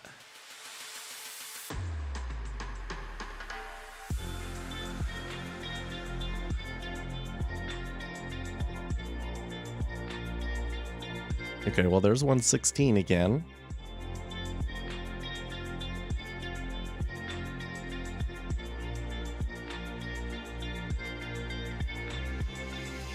This trade, I feel that trading this kind of action is really difficult because at the moment, you know, that was a really strong move to the downside, and so you want to go short, but then it's struggling a little bit, don't you think? Struggling a little bit to go lower. This is the kind of move where it's like, if you hang on, nothing happens.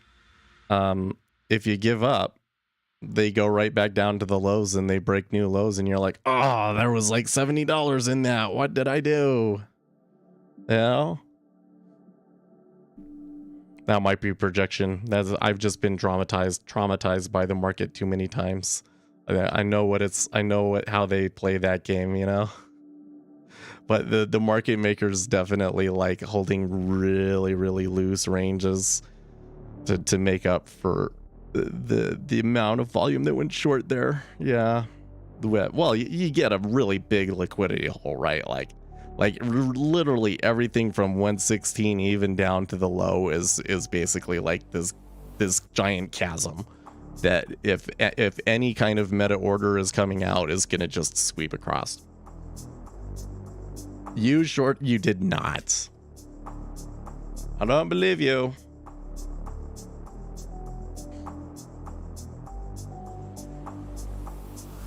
That PMI release could have just as easily have been bad, right? That's just gambling.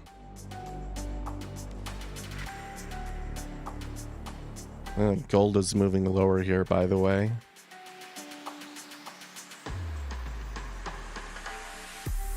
So I'm kind of back to, should I just take my 10? has been messy.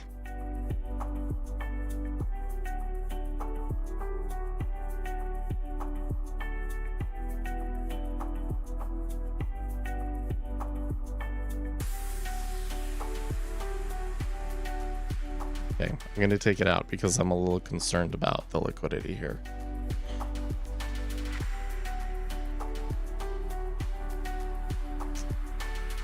So, like I said, you give up and then it's going to go down and I'm going to be like, oh, I could have made 70 bucks.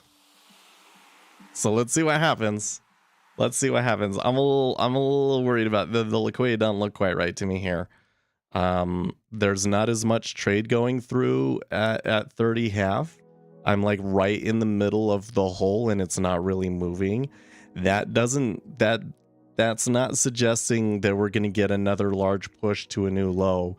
That would probably be too early. Probably it's more likely that activity continues to dwindle and that we just kind of settle in the middle of the valley here somewhere. You really did. You should get on Discord and you should send me a, I have to, but I'm a little that frightens me a little bit. That's a kind of bet that I would not necessarily recommend. Yeah, post it on Discord for me.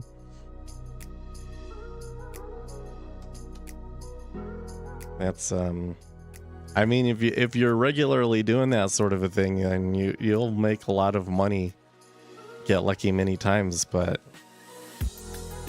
something like that can instantly destroy your account, right?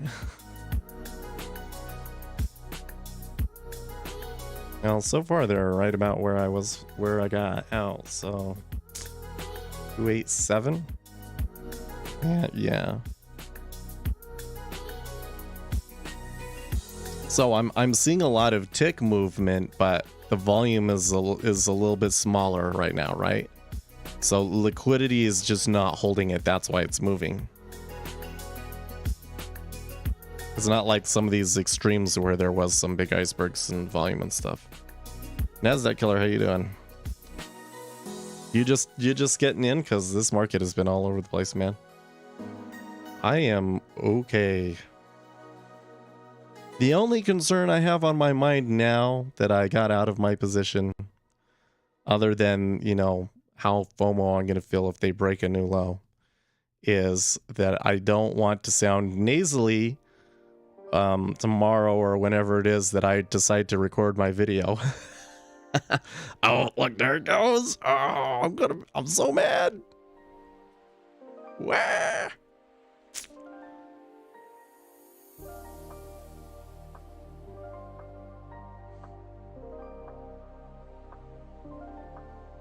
So, like, when I say something like that, you're probably, somebody new might be thinking, well, Seth, why don't you trust yourself? Because clearly it's doing almost exactly what you said it was going to do.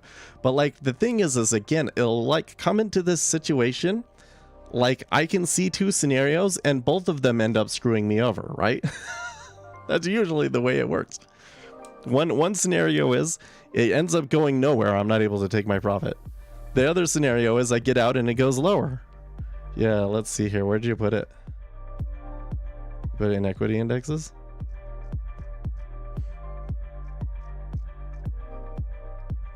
Oh, what the heck are you doing in, you take them in trading view? Oh, you did them on the NASDAQ. Okay. And, realizing now that you were meaning the NASDAQ and not the treasuries specifically makes me feel a little bit better about that trade.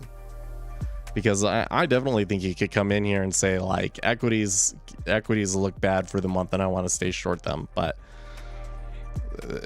the treasuries, could move really dramatically on a piece of news like that. That's not volatility that you want to be in, right?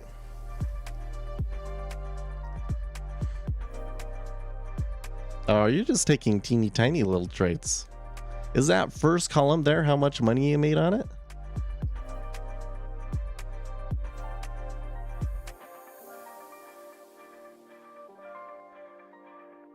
Yeah, those are teeny tiny trades.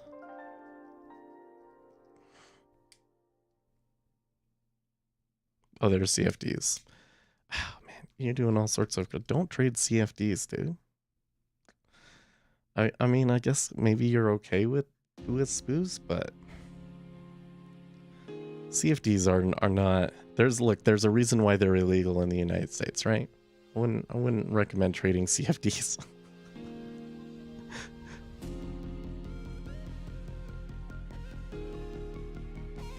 I don't know, Tobias. It seems to me like you're getting more and more bold with your risks. Because I remember when you first come in here, you were pretty timid about it. There's the new low 97. Did I take 97? Close, no cigar yet.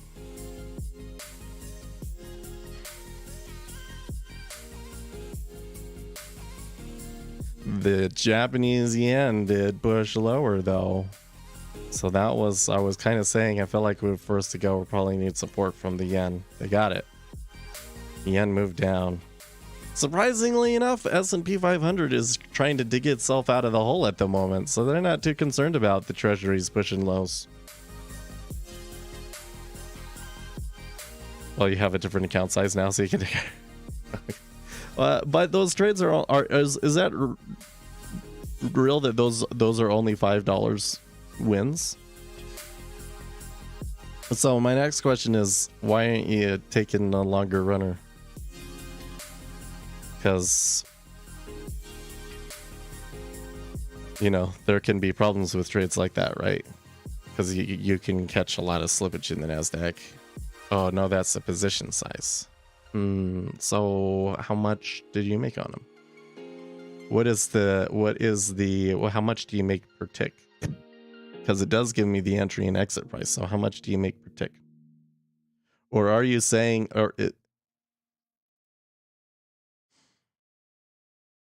I'm not even showing you guys. So that's the size of the trade. That E487. I think that's one of these is like, that's like the open price and the closing price. And that's like the current price.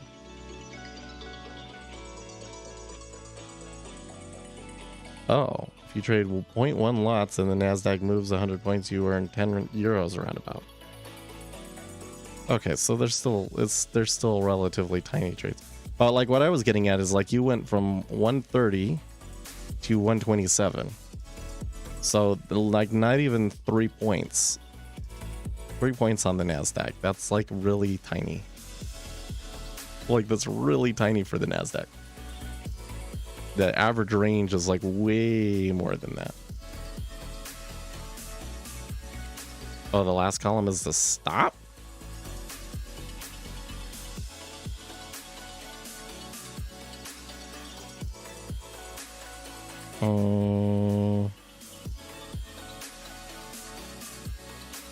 That can't be the last column because that would mean that your stop is below where your entry was.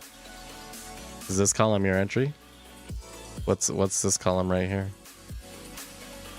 What's this column? No, not that column, not that column. This column. What's this column? Oh, you adjust it because they updated. Oh, okay. So does that mean that you're still in them all? Or you just added to it as it went down?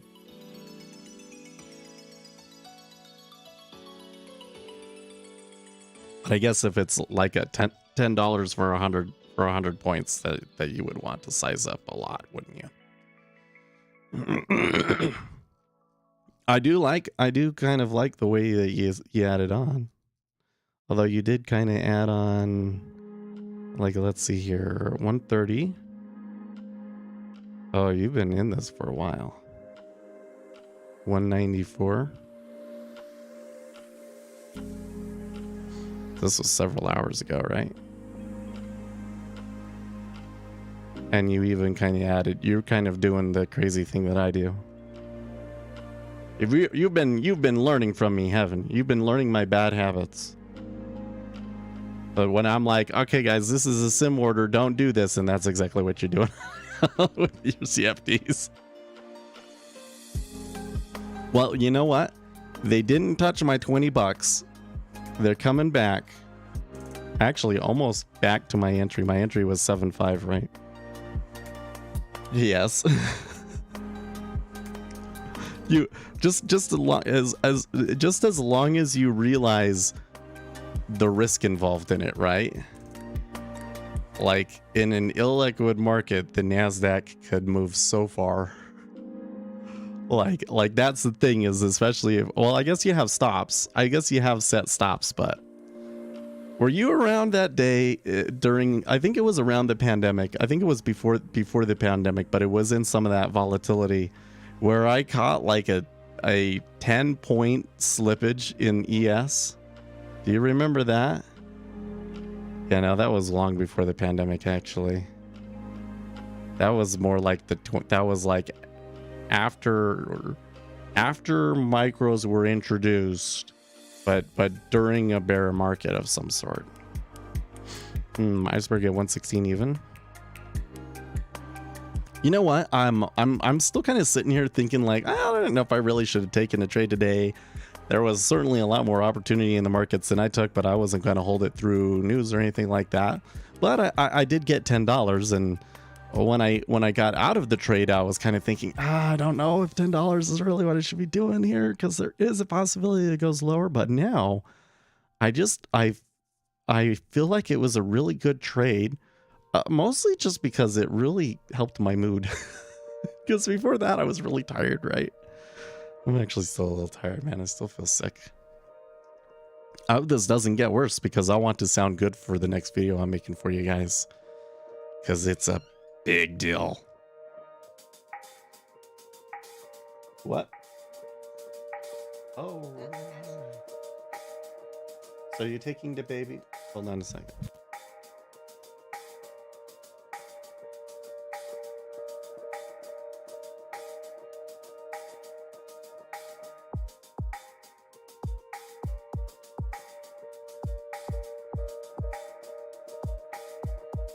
That was probably before you joined here. Yeah. There was one move. I wish I had saved the date so that we could go. I mean, we could go back and find it, but it would be really hard to find, right? Oh, actually, I could probably go back into my Jigsaw stats and try and find the day. Anyways, I literally took 10 points. 10 point slippage. Like my stop got hit, and where it executed was 10 points from where the stop was. And brutal. I think on that day it wasn't like a huge deal for my account, but eventually that account got trashed. I've never. So my mentor, the Nasdaq volatility is insane sometimes. Yeah. Now since that time, I can think of at least 2 situations where I saw that similar slippage had occurred.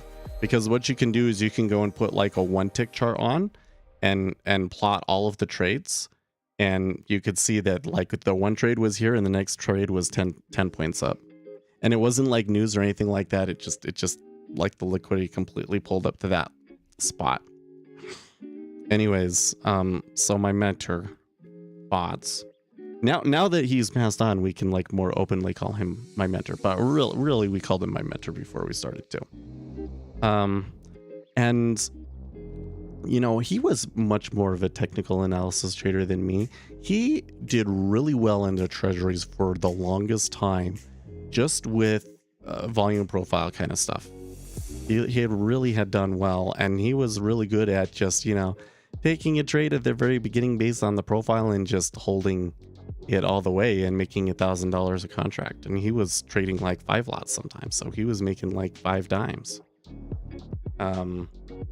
Yeah, he had some points in his career where he did really well, but he never kind of jumped on board of when I was like, look, actually what I'm learning is that it's way better to just know the fundamentals, right? He never completely jumped on board that. And he always wanted to make it in ES.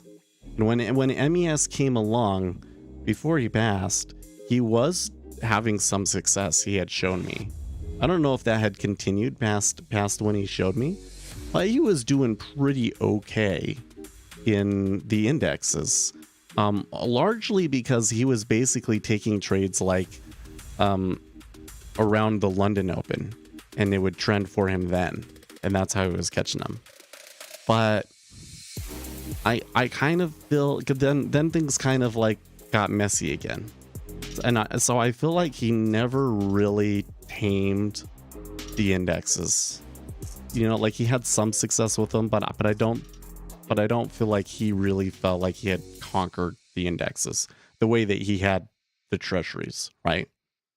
And I feel like that I've got the treasuries figured out pretty good at this point.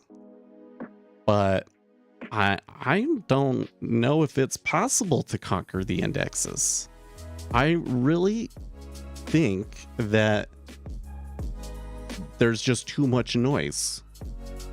That whatever you're catching there is a lot of, you know, the risk, mostly just risk taking. That to really have like an informational edge in the indexes is not practical because there's too much noise by virtue of it being an index. You know what I mean?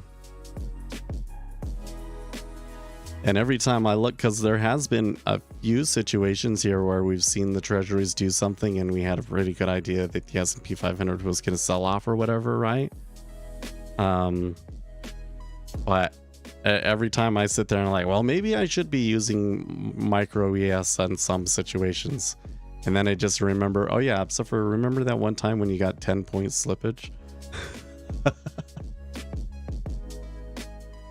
I started trading with the NASDAQ, so I got used to it. Maybe what I do is to determine risk zones based on order flow and volatility, and this works well.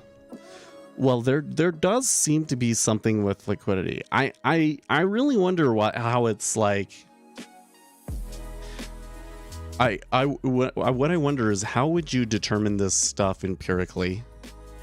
So it seems to me like if there are places in the profile where I would expect the treasuries to react in a certain way because of, you know, what we know about liquidity, it seems to me that you do see those sorts of things in the equities as well. It's just that the margins aren't as strict. They're going to push those sides of it multiple times, and there's a lot of randomness in between and stuff like that, right? Whereas the treasuries are a little bit more organized about it. So I don't know if that means that like the liquidity, where the liquidity gets eaten up, kind of tends to be in the same spot across stocks, you know? And so that's why you're able to see it in the futures, or if it's because the futures are pushing the stocks or what. But at the same time, it's even though it seems like there is a little bit of an edge in it, I haven't been able to find it to be like enough for me. Not for my risk parameters. That's the other thing, is that like if I was willing to just put on a lot of risk, I could probably make a ton in ES, right? I could just wait for situations like these and be like, yeah, but I want to go short the S&P 500 at 39.25 and just load up. Have a decent stop. Use multiple contracts, take a couple of contracts off right at the beginning. If it comes back and I'm still feel confident about it, add on, you know, do all of the dangerous things. Could probably get away with it for a while.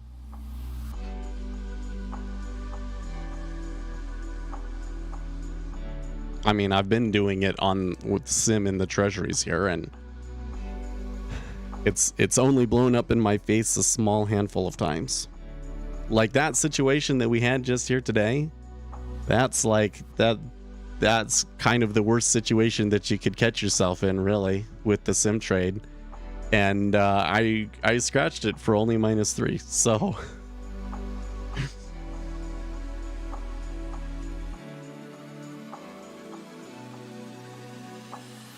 you know, maybe it's just a part of my personality that like I just really dislike the idea that you're making money mostly off of dumb luck. You know, like I want to be making money because I know something that everybody else doesn't, you know?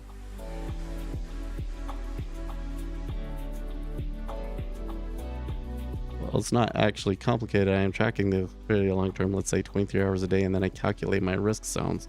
Well, but like what I'm saying, Tobias, is like, first of all, how would you programmatically identify those zones, right? Because I can see the situations where the liquidity becomes strained, and there are kind of these liquidity zones in the you know, I'm assuming a lot about what you're saying. So let me back up a little bit here, right?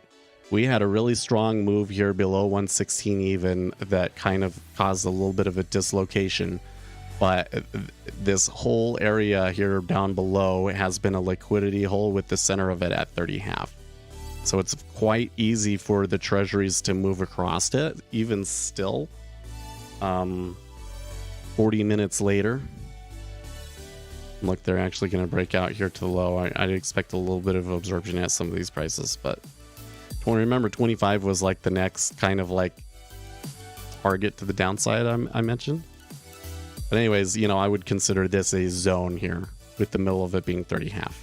So I'm assuming you're seeing those sorts of things, and you can see it on the volume profile, but like really I can see it based off of, I have to watch it happen, you know? So I wouldn't know how to programmatically determine that. This is the first thing.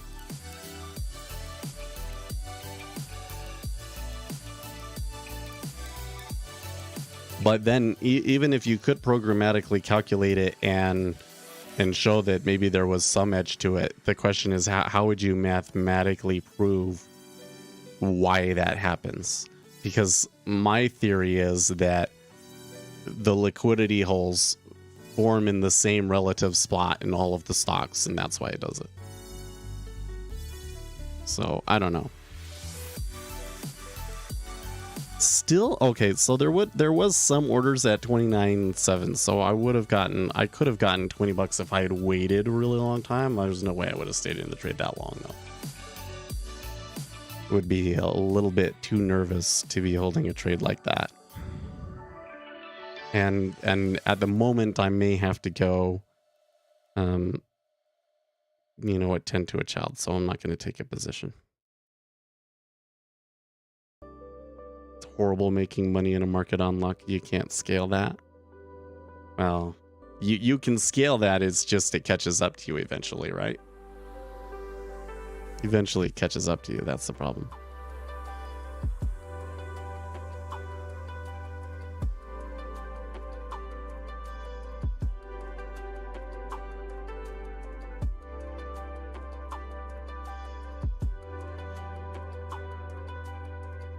It does kind of feel like that the S&P 500 is having a really hard time staying below 39.15, doesn't it, D?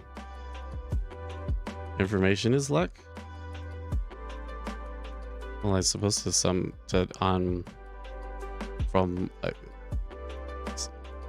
one point of view, you could consider that luck, right?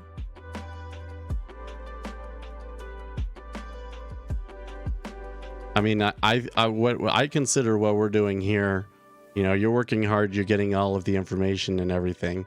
So you're really working hard to put yourself in the position to make money. But then ultimately, like when you catch a really big one, like, you know, it's luck that it moved that big that day and that it played out in a way that worked for your strategy and that you could see and that you were in the right spot to take it and all that sort of thing, right?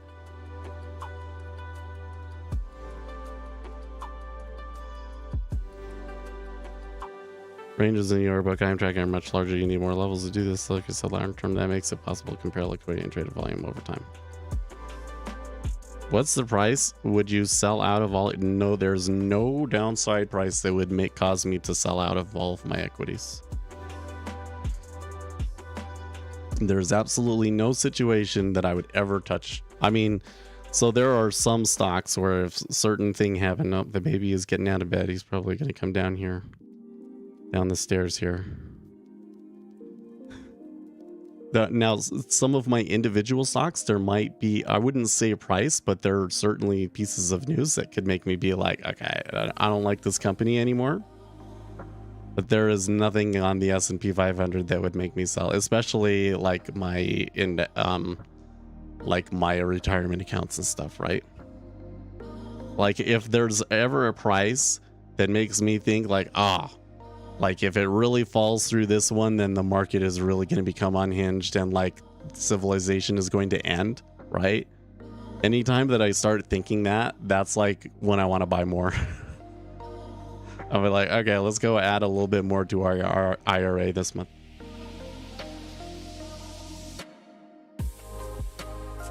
Information is all fragmented and interpretation of it matters only because size and what market participants do at the same time is what trumps everything. I'm not sure I understand what you're saying. Okay, I'm not seeing the baby come down. I'm gonna go grab him, okay?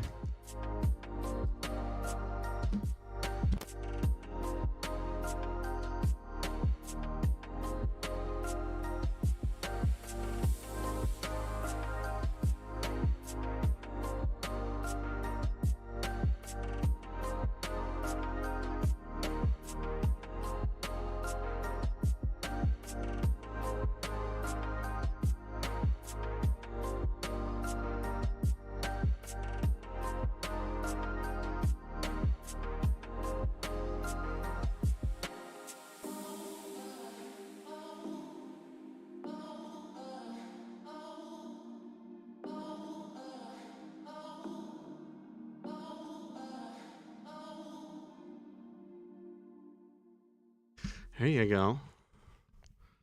Right.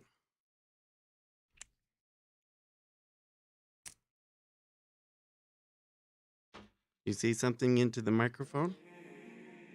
You say, bye, bye, bye. Bye, bye, bye. Can you see yourself right there? Hey, look, that's you. Yes, Goku, stay down.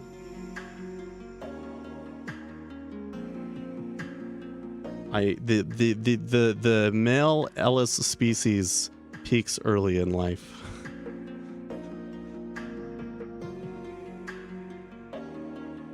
You guys saw the infant yesterday, right? The infant is like pristine right now. Okay, you want to go?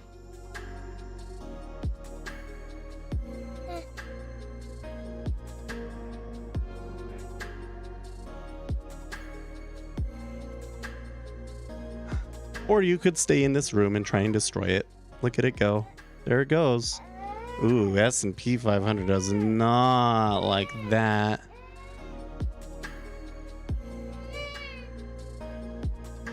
What are you making that sound about? Oh, Goku. No. My dog bullies him.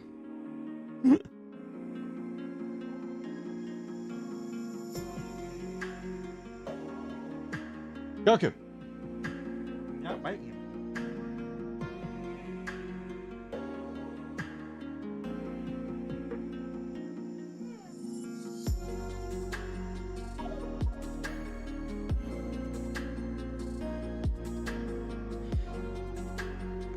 Sucks to see it go like that, right? Because now there would have been 30.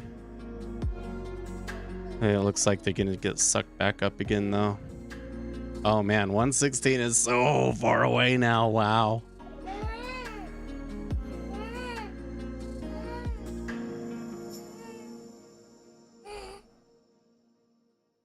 Go. You leave him alone. Yeah. You go get a toy. Where's your toy? What did you just eat off of the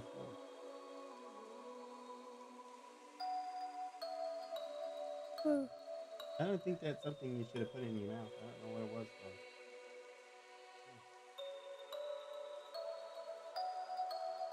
Probably just ate a piece of metal, stupid dog. You don't think 3900 will hold? Me neither. Me neither. Oh, no. Stop. Why are you pushing buttons? Don't. Cancel. Make sure that we're not, none of our accounts are armed.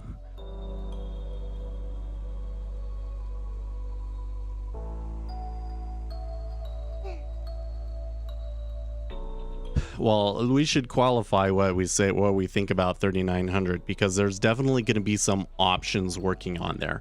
I don't know what the gamma situation is in the options, if that's a price that kind of like really extends it or not. But I think that we're extremely likely to touch 3,900 today, and that when we do, it will run through it, at least for a little while. They might recover it later, but there's going to be a stop run through it probably. Oh, Goku, come on. You don't go back there.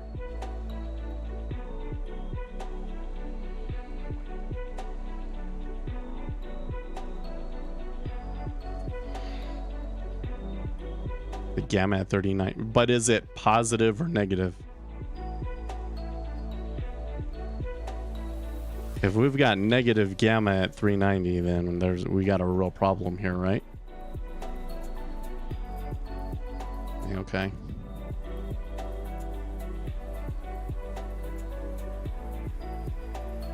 Well, this is in the treasuries. Looks like it's not going to stop. Kind of hard to watch it and know that I shouldn't be doing anything with it, but man.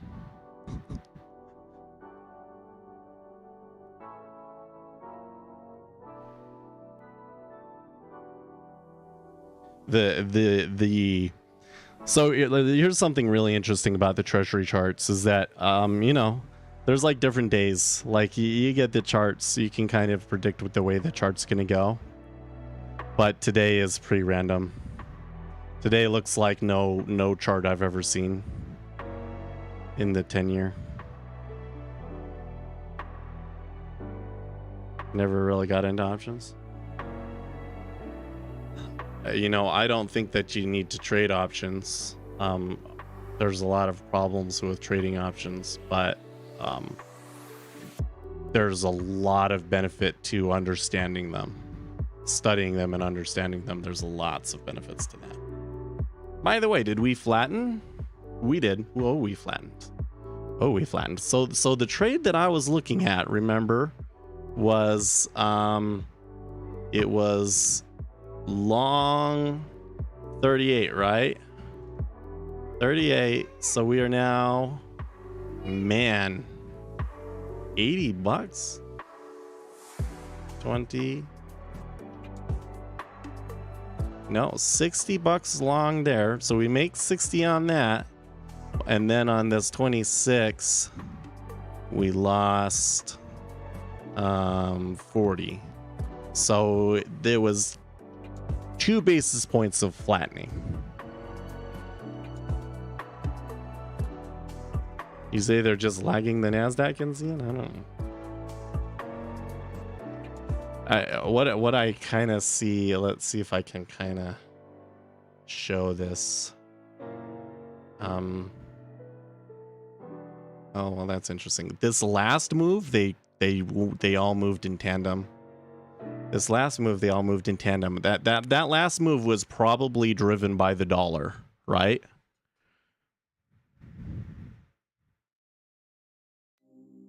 You see other channels getting bearish here at 390.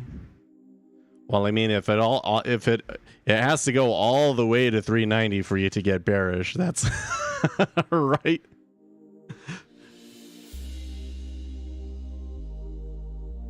Yeah, I saw your picture on Discord. That's SPY. And yeah, well, here, I'll show them. So he's pointing out that there is a lot of gamma there at 390, and it is red, which means that it is short gamma. I think that's what that means.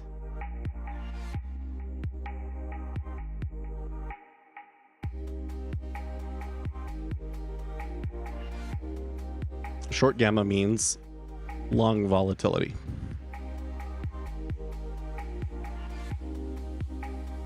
Short gamma means that the market makers are anticipating that it stays within that place, and so once it goes past it, they have to start selling in order to hedge their gamma exposure, and that can exacerbate the move.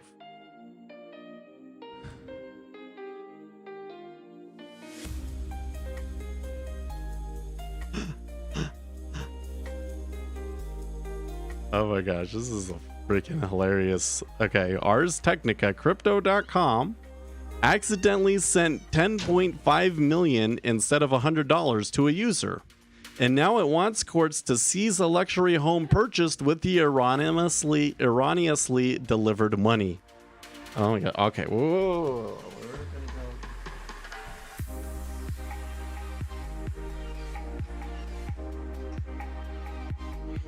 You know what, guys? I think I'm just going to shut the stream down early. We're getting close to the time, and he wants to eat cinnamon buns.